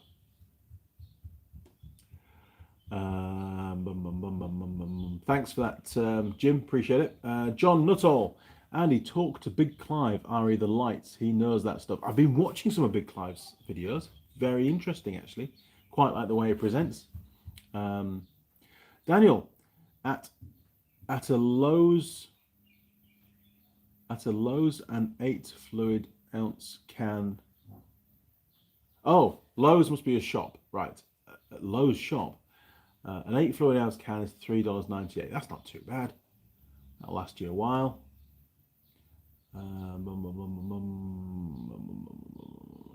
Sorry, trying to find Daniel of the 3-in-1. Thank you, Steve. Awesome cup. It is. It says it on the cup. It's awesome. Look, brilliant. And Marmite, the shop dog, often finishes my coffee in this cup, and she knows when the black cup is coming down, she's going to get some free coffee. Simon. Well, the DIY CDI conversion kit for my DT175 is now working. Excellent, mate. After a few burnt out generic CDI units from overdriving them. Oh, mate. Sacrilege. Off-road fan. With pulse width modulators, the LEDs allow a higher voltage and therefore gets brighter when they are switched off. The human eye is too sluggish to recognize, same as when you were blinded by a bright light. Right, but even so, I still need LED lights that don't have pulse width modulators in them. Okay, good to know. Off-road fan, when it's switched out, you still see bright spots. Yes, my eyesight's crap anyway. But yeah, I need to get rid of the flicker. It's not good. And they do say with the old fluorescent lights that if you're in an office all the time, that even though you can't see the light flickering, the flickering does give you headaches. Not that I suffer from headaches, but that was one of the problems I was told with the old fluorescent lights. Mike Adams, hi all. Hi Mike, good to have you on board, matey. What's going on there? Sorry I'm late. I had my hands full of errands. Oh, hands full running errands. Well, Mike, you're lucky. We've been hanging in there waiting for you to turn up. Garth May, LED lights have come down in price. 10 years in time. 10 years ago, it cost me $1,100. And now the same thing on Trade Me is $100. Wow. It is mind-blowing how cheap they can make stuff nowadays. Although the quality does tend to get affected as well a little bit. Things feel lighter and flimsier and there's just less material there. Constantly cutting corners, aren't they? Trying to save money. David Walker, another great live stream. Keep it up. Oh, thank you, David. It's been quite a relaxing morning, to be honest. I didn't really have much of an agenda this morning other than a rant on New Zealand Post prices.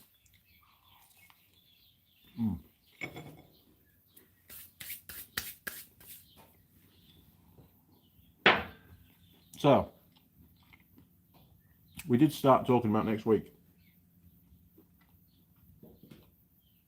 Well, Monday morning into Taupo early because I'm at work.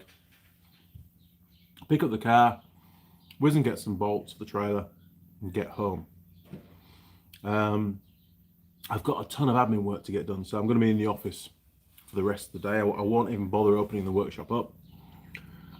Tuesday morning, early start, back to Auckland. Got to take the little trailer up. The big trailer's already at Auckland. It's been there for a couple of weeks at head office. Got to get a warrant on the little trailer. It's just about to expire, so I need to get that redone. And well, Wednesday, the rest of Tuesday is going to be admin work at head office, no doubt. Wednesday, I've got some training to do at a new dealership. Thursday is going to be a ton more. In fact, actually, Thursday I might be in the workshop at head office because we've got some work to do on the police bikes. There's an old Honda police bike coming in that I need to have a look at, believe it or not. And then Friday morning is going to be definitely some admin work. A couple of things to collect in Auckland as well, so I might do those first thing Friday morning, then into office, and then back down home Friday afternoon, evening time. Not sure which trailer I'm bringing back. I'm supposed to be doing a trail drive on Sunday over near New Plymouth in an ROV. In fact, I'm going to take the ROV that I've got here in the garden. In which case, I need to fit. I'm doing some research work on it with a new prototype thingy that I can't talk about. So I need to refit all of that before I go and do the trail drive on Sunday. Hence why I need to bring one of the trailers back. I don't know which one yet. Probably the small one, actually. Can't film the Sunday thing because there's going to be the wrong product, the wrong vehicle type, manufacturer there. Would be great, but I'll tell you all about it the following week. So if I do that drive next Sunday, there may not be a live stream. At this point in time, given the fact that we're at there's various levels going on at the moment in New Zealand for the COVID, it may have been cancelled. I just don't know at this point in time. So I will say to you, there will be a live stream next Sunday, but I don't know where or when.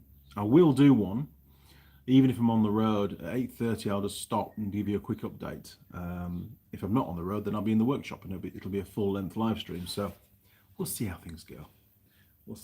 I don't know what time I need to be on site anyway. I've got no idea. I don't have enough facts. I need to find out more when I get back to work. Jeff Maple, I'm thinking of converting my strip light tubes to LED. It's supposed to be a dirt cheap conversion now. It is. I mean, I think here it seems to be more money. I mean, those lights there they're a 5-foot light, and the whole light, because the LEDs are integral to the light now, the whole light was 60 New Zealand dollars for a 5-foot light, and it's really bright. It's actually really brightly good. So $60, whereas to get the same brightness for one of these will be 2 tubes. So you've got to price it up, you know. I mean, you get a whole new light fitting, $60. I don't know how much the tubes are. The guy just said he'd stopped selling them because he was getting so many broken, and it wasn't much more to buy a whole new fitting. So we just went with that, and there was no conversion needed. You didn't have to take time to remove stuff and things. Simon, YouTuber, and Andrew Kamatra fixing the shut lines on his truck with a sledgehammer is brilliant, funny as hell, but gets the lines very well with a sledgehammer. Could you imagine Mrs. Mechanic's face if I started attacking her car with a sledgehammer? She would never talk to me again. Steve, busy week, mate. Don't forget the broken down bike at the surf club. Good point. I had already forgotten about that. I had.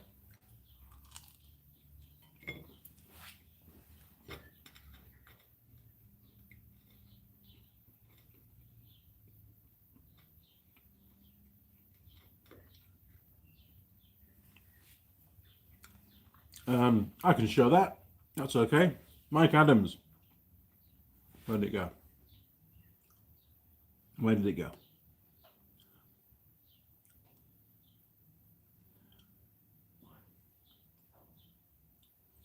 Oh, yeah. The lead mechanic at my job brought his utility vehicle to the shop yesterday. Convinced the president of our company to go for a ride with him. He got the shit scared out of him all. But he did. It's always good fun when you get somebody in the car and you can get them squealing. Jeff Maple, wow.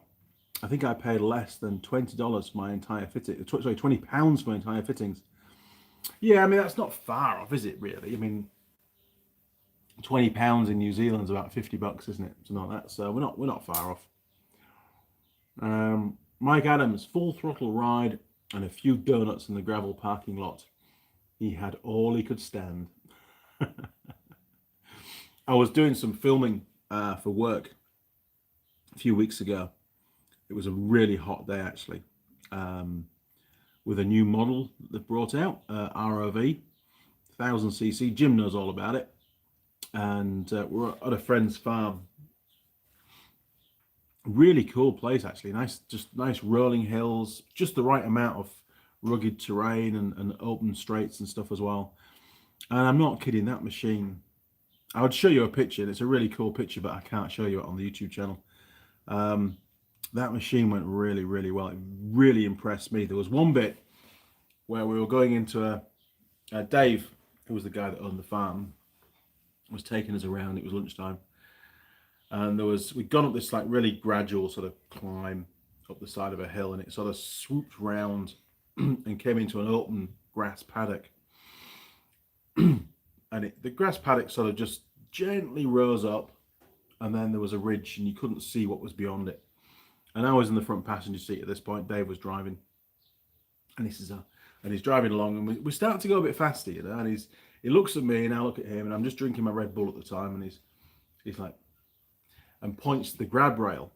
So I'm like, okay, put my Red Bull down in the little cup holder, grabbed onto the grab rail, and then he just nailed it. His foot just hit the floor, and off we went, full beans. And I looked up, and I could just see the edge of this grass bank, you know, approaching at rapid speed. Anyway, we hit this, and you couldn't see anything behind it. There was no indication whether there was a drop, whether it was flat or what. Anyway, we took off. The ground just dropped away beneath us, because on the other side of the ridge it dropped down, and we were well airborne at this point. And I remember looking across at Dave, and there was a can of Red Bull just hovering midair about here, and there was Dave's face behind it with this manic grin stretching right across. And I'm just like, yeah, you got me, Dave. You got me completely. And then, of course, we come to a big crash landing. Doof, down we go. Caught with the jump extremely well. So obviously I had to have a couple of goes later that day, and I was very, very impressed, I must admit. Great fun. Fortunately, I did manage to catch the can of Red Bull mid-flight, which was pretty impressive. I didn't want to waste my drink. Or, to be fair, get Red Bull all over the vehicle, which is exactly what would have happened. But no, Dave is a very experienced motocross, road racer, and also a very experienced mechanic as well. He does a lot, builds a lot of race engines and stuff, does Dave. Very, very clever chap, and I have an awful lot of respect for that guy. I actually bought another lathe the other day as well. I've not brought it home yet, it's still in Auckland, but when I bring it home, we'll cover it probably on the next live stream in the workshop. We'll go through it. It needs a bit of repair work doing. Don't tell Ben, but it's a gift for Ben once I get it all fixed up, because he does like to use a lathe, and I think it'd be a real bonus to him. And Dave was practically giving it away, so I had to give it a good home. It's made in England as well, which is another good thing to have, another English thing, really. So where do we get to? Right. Jeff Maple, damn it, got a visitor. Have to leave. Sorry, catch you again. That's all right, Jeff. Good to have you on board, matey. I've got 40 viewers and 40 likes. Wow, it's the first time I've ever seen the same numbers. Now then. Off-road fan. Andrew Camerata also fitted a new car radio using a chainsaw. Entertaining but not usable as a how-to. No, I don't think so. Jim Haynes, I liked lighting a lot better. It was a lot more reliable and well made when it wasn't made in Wuhan, but in Ohio. Yeah, I have to agree. Everything's flimsy. I mean, there's some lights up here that I bought from Hamilton. Those 4. And I got them because I was desperate to get some more lights in the workshop, because I'd reconfigured them all and I was running out of lights. And that's definitely the darkest area of the workshop. And the metal, honestly, trying to fit them and get them to sit parallel so that the bulbs would stay in the holders properly and everything was a real mission. These other ones are probably 3 or 4 times as thick on the metal. Dead easy to fit. Super robust. I mean, I've clouted them with bits of metal for many, many times. And other than a few scratches, it hasn't deformed the steel at all. So I do like these. And I did manage to pick up another 4 from a different source. I really need to try and get some more, because I'd like that style of light to be throughout the whole workshop. But anyway, we'll see. We'll see. It's all on the wish list. If I had time, that's what I'd do. Simon, off-road fan. By that point, I was buckled with laughter. John Nuttall, we had a surface grinder at work with the wheel looked stationary under a strip lighting. That's one of the problems, isn't it? We were told on a lathe, for example, you shouldn't use fluorescent lights because it can, at certain speeds, the chuck can look stationary. It's very dangerous. That's why all of our lathes at school used to have a normal light bulb to face the chuck, so you weren't relying on strip light, because the rooms had fluorescent tubes in them. Choppers Rule 1, good day, mate. How's it going? Well, we're almost ready for signing off. I've got one more bite of my pie to go. In fact, let's get rid of that.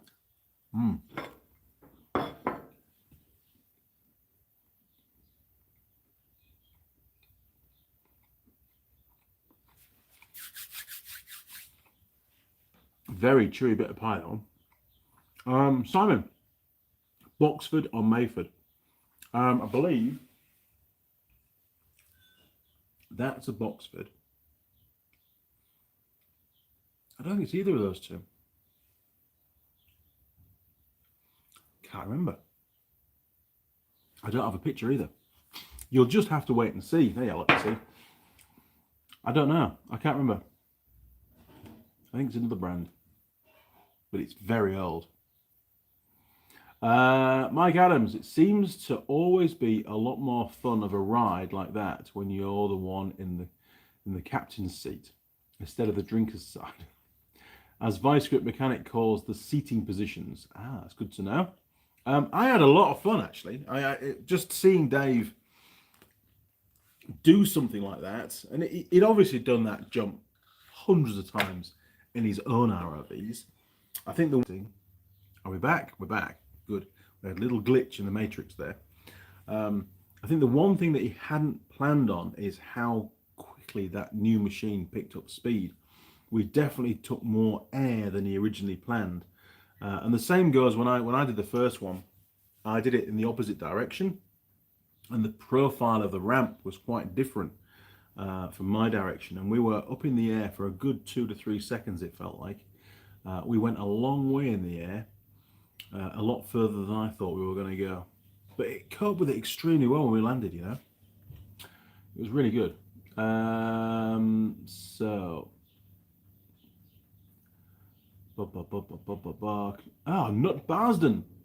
Barsden. Hello, Andy. I made it.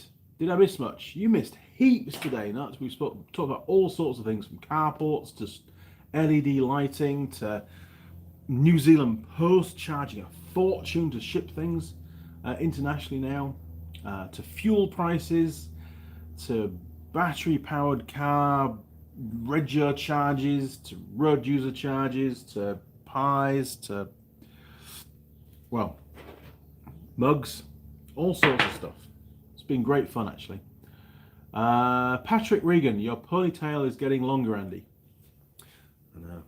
I did actually go and see Barber John a few weeks ago,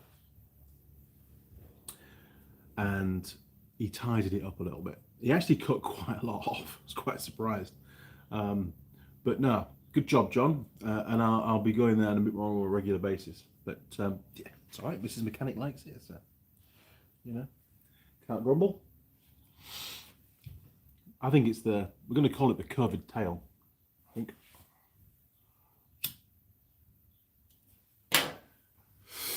Right, we've got about another 3 or 4 minutes. We're going to go to 2 hours 15. How's that? That's got to be a record. Well, it's not a record, but it's a fair chunk of Andy's time, is that, to be fair.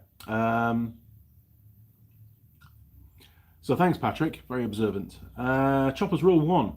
I had to sell my bike after my eye operation. The doctors told me I couldn't ride it for a year to 18 months. What the hell? I couldn't bear to see it sitting in my carport that long. It will be missed. Oh, mate, that's harsh. That's really harsh. Although, to be fair, I have got some motorcycles here which I push in and out of the workshop every day that I'm in the workshop, and I haven't ridden them for at least a couple of years. It's very sad, actually. Very, very sad. It's not that I don't ride bikes, because I get to ride them at work quite a bit, but my own stuff, well, most of it's the regio's on hold, so I can't just have a spare hour and jump on it and go because it's not legal for the road, so yeah, a bit crappy, really. Not bursting, damn it, lol. Steve, it's been a brilliant stream today, mate. Thanks very much. No problem, Steve. No problem at all. Sorry it's dragged on a little bit, to be honest. I tend to ramble a little bit. But we did get to escape the workshop and go to the carport, didn't we? Jim Haynes, I think everybody can thank the off-road racers in the southwestern and desert parts of the US for those suspension systems we have these days. They are amazing. Honestly, I was expecting a bit of a crunch, and if it had been, you know, one of the more commercial style ROVs that I'm more used to, it would have been a hell of a thump when we came down. But it just absorbed that. They've got Fox racing shocks on, by the way, and yeah, bloody good. I'm sold. I really am sold on one. Simon Rolls, smash the like. Yes, please smash the like, people. Mike Adams, I take it that you gave the... Yes, I did give the oh shit handle a good workout. I'm actually quite... it takes a lot to scare me, to be honest. I've been in many, many accidents myself. I did think at one point in my life that I would be a stunt driver when I was sort of in my teenage years, because I used to do loads of stupid stuff. One of the things that I did was I hit a humpback bridge at the back of Strensall, just outside York, coming back on the back roads from Haxby on my DT125R with the power valve modified. Phenomenal bike, really. And I hit that bridge at 70 miles an hour. Yes, 70 miles per hour. I had my motocross boots. I used to always ride in motocross boots and stuff. And there were some big trees either side of the road just after the bridge. And all I really remember was going through the branches of some of these trees. And then when I landed on the back wheel, still sort of pulling it. I used to land on the back wheel when I did jumps. Land on the back wheel, bring the front wheel down, and then very quickly saw a T-junction approaching, which there was no hope in hell's chance I could stop for. So I just tried to dump as much speed as I could, went straight over the road, and fortunately there was just a footpath on the other side going down a snicket. And I actually probably went another 50 or 60 meters down this footpath before I managed to get stopped. And when I did get stopped, I looked down and I had a branch from one of the trees stuck in one of the clips on my left boot. And that, told me everything basically. On the way home, the bike didn't handle very well anymore. And upon closer inspection, when I made it home, I'd cracked the rear hub in half. Sorry, Yamaha. They did give me one under warranty, which was brilliant.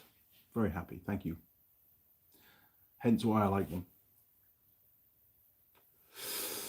But yeah, I was a bit mad. So yeah, it takes a bit. And I've been in a comps of a lad called Toby Jefferson. If anybody's still in the UK, and he used to do comp safari, a lad called Toby Jefferson. He was the first lad to put a Suzuki Swift GTI engine into basically a Suzuki SJ410, highly modified machine. And he was cleaning up on the comp safari scene because it was such a light machine. The big heavy Land Rover V8s and stuff were getting bogged down, where he could sort of skip over the top in his super fast machine. And it had a 10,000 RPM red line, so it was a really wide rev range. So he wasn't doing anywhere near as many gear changes as the big boys as well. And it used to pick up real quick. He took me for a drive in it. He used to live out near Halifax somewhere. I went there to go and see him one day, and we were talking about how he'd fitted the engine, because I was going to do it to one of my Jeeps. He was a very helpful lad. And he says, "Oh, we should go for a drive." So I thought he was going to go for a little poodle, but no, he launched it out of the workshop once he'd warmed it up. And we flew off down this cobbled lane out of his workshop, and there was a gateway on the left, a stone wall with a gateway. The gate was open, and about 15-20 feet before the gateway, we had this thing completely sideways on this cobbled track, and he was just playing with the throttle just to line it up for the gateway. And as soon as he got there, he just gassed it, and we flew through the gateway sideways and up this hill so quick. And yeah, I must admit, I was a little bit scared at that point. But I've done a lot of silly things over the years. So when Dave did that jump, I knew he'd be all right. I knew we'd be fine. And I was just very surprised how well it landed, to be honest. Fergus Coleman, Andy, when you tested the battery LED work light half an hour ago, it was not the LED that was flickering. It was the scanning effects from your video camera. Stick to battery LED lights. Okay, well, I did say it might be the camera, so that's good to know. That's good to know. Thank you for that.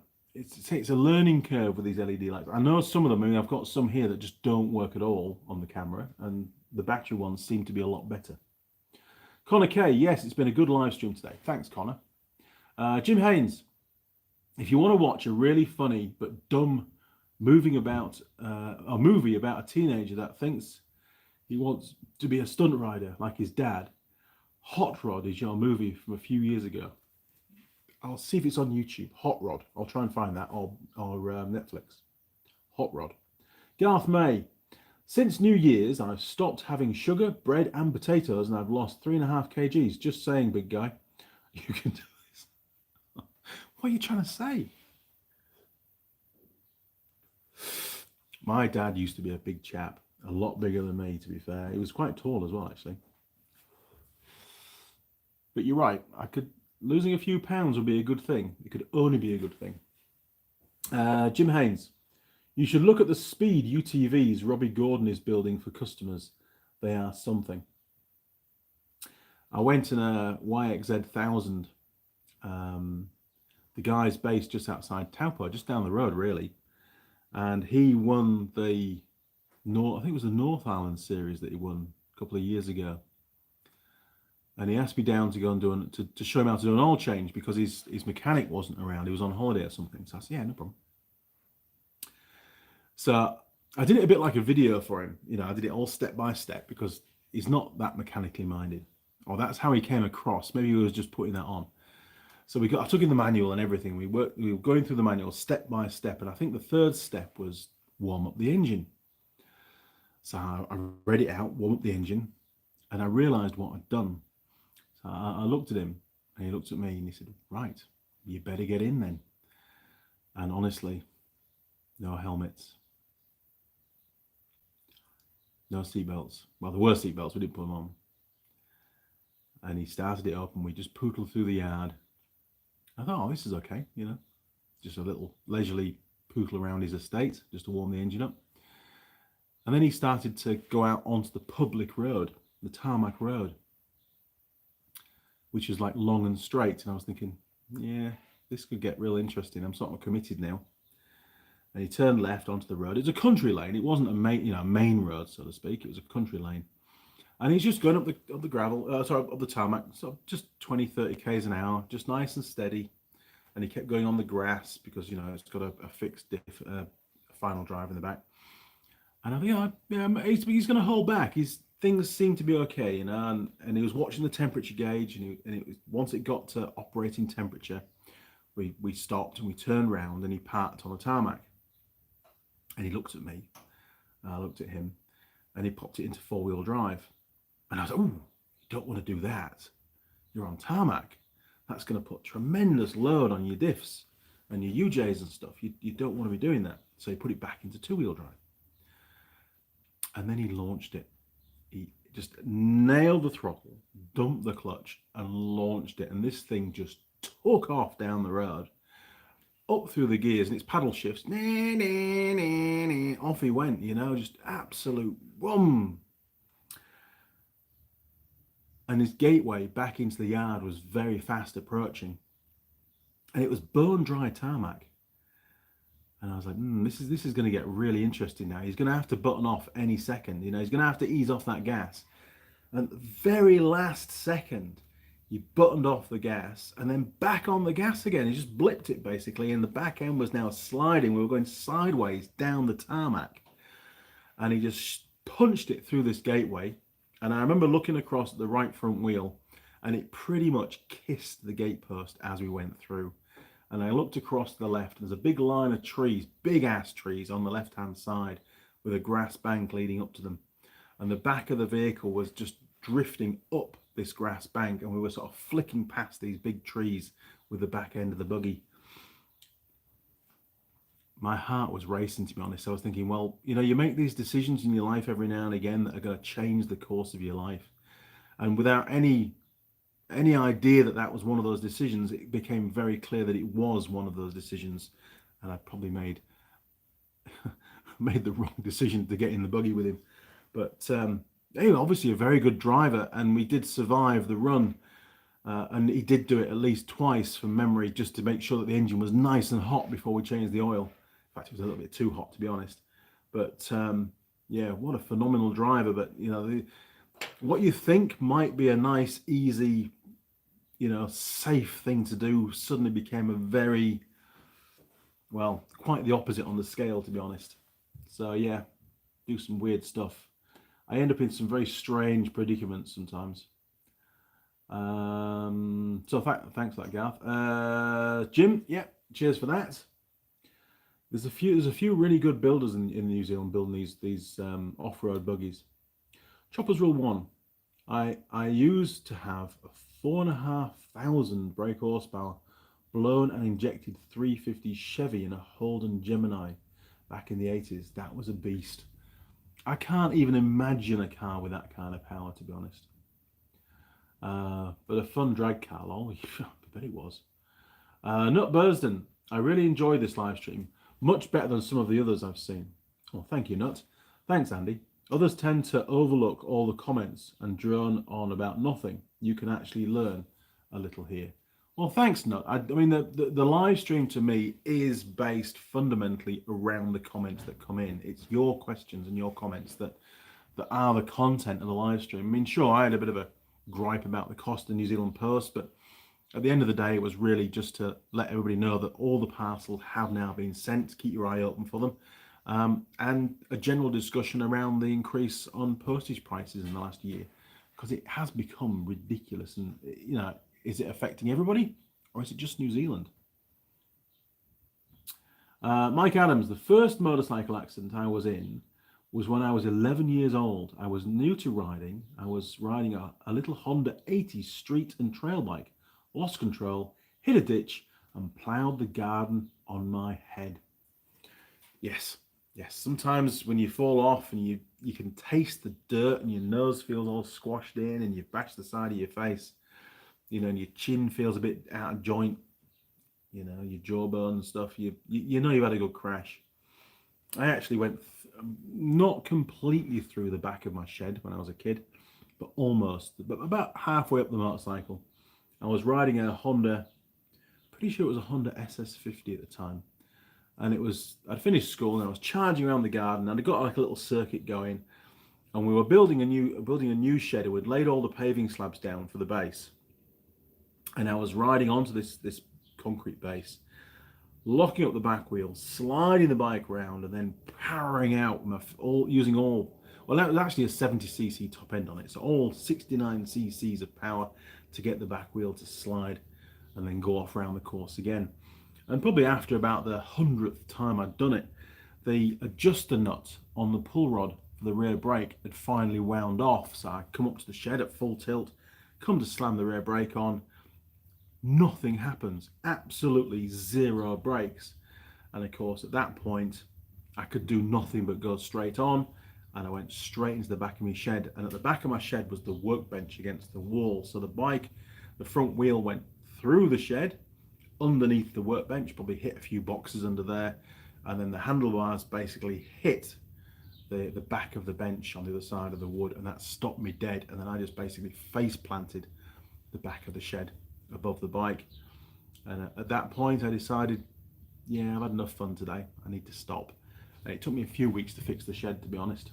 I had to pull out all the broken bits of timber, and I think it was like slapboard on there, and I had to replace all that. Mum she went mental with me. She wasn't happy, but at least I was okay.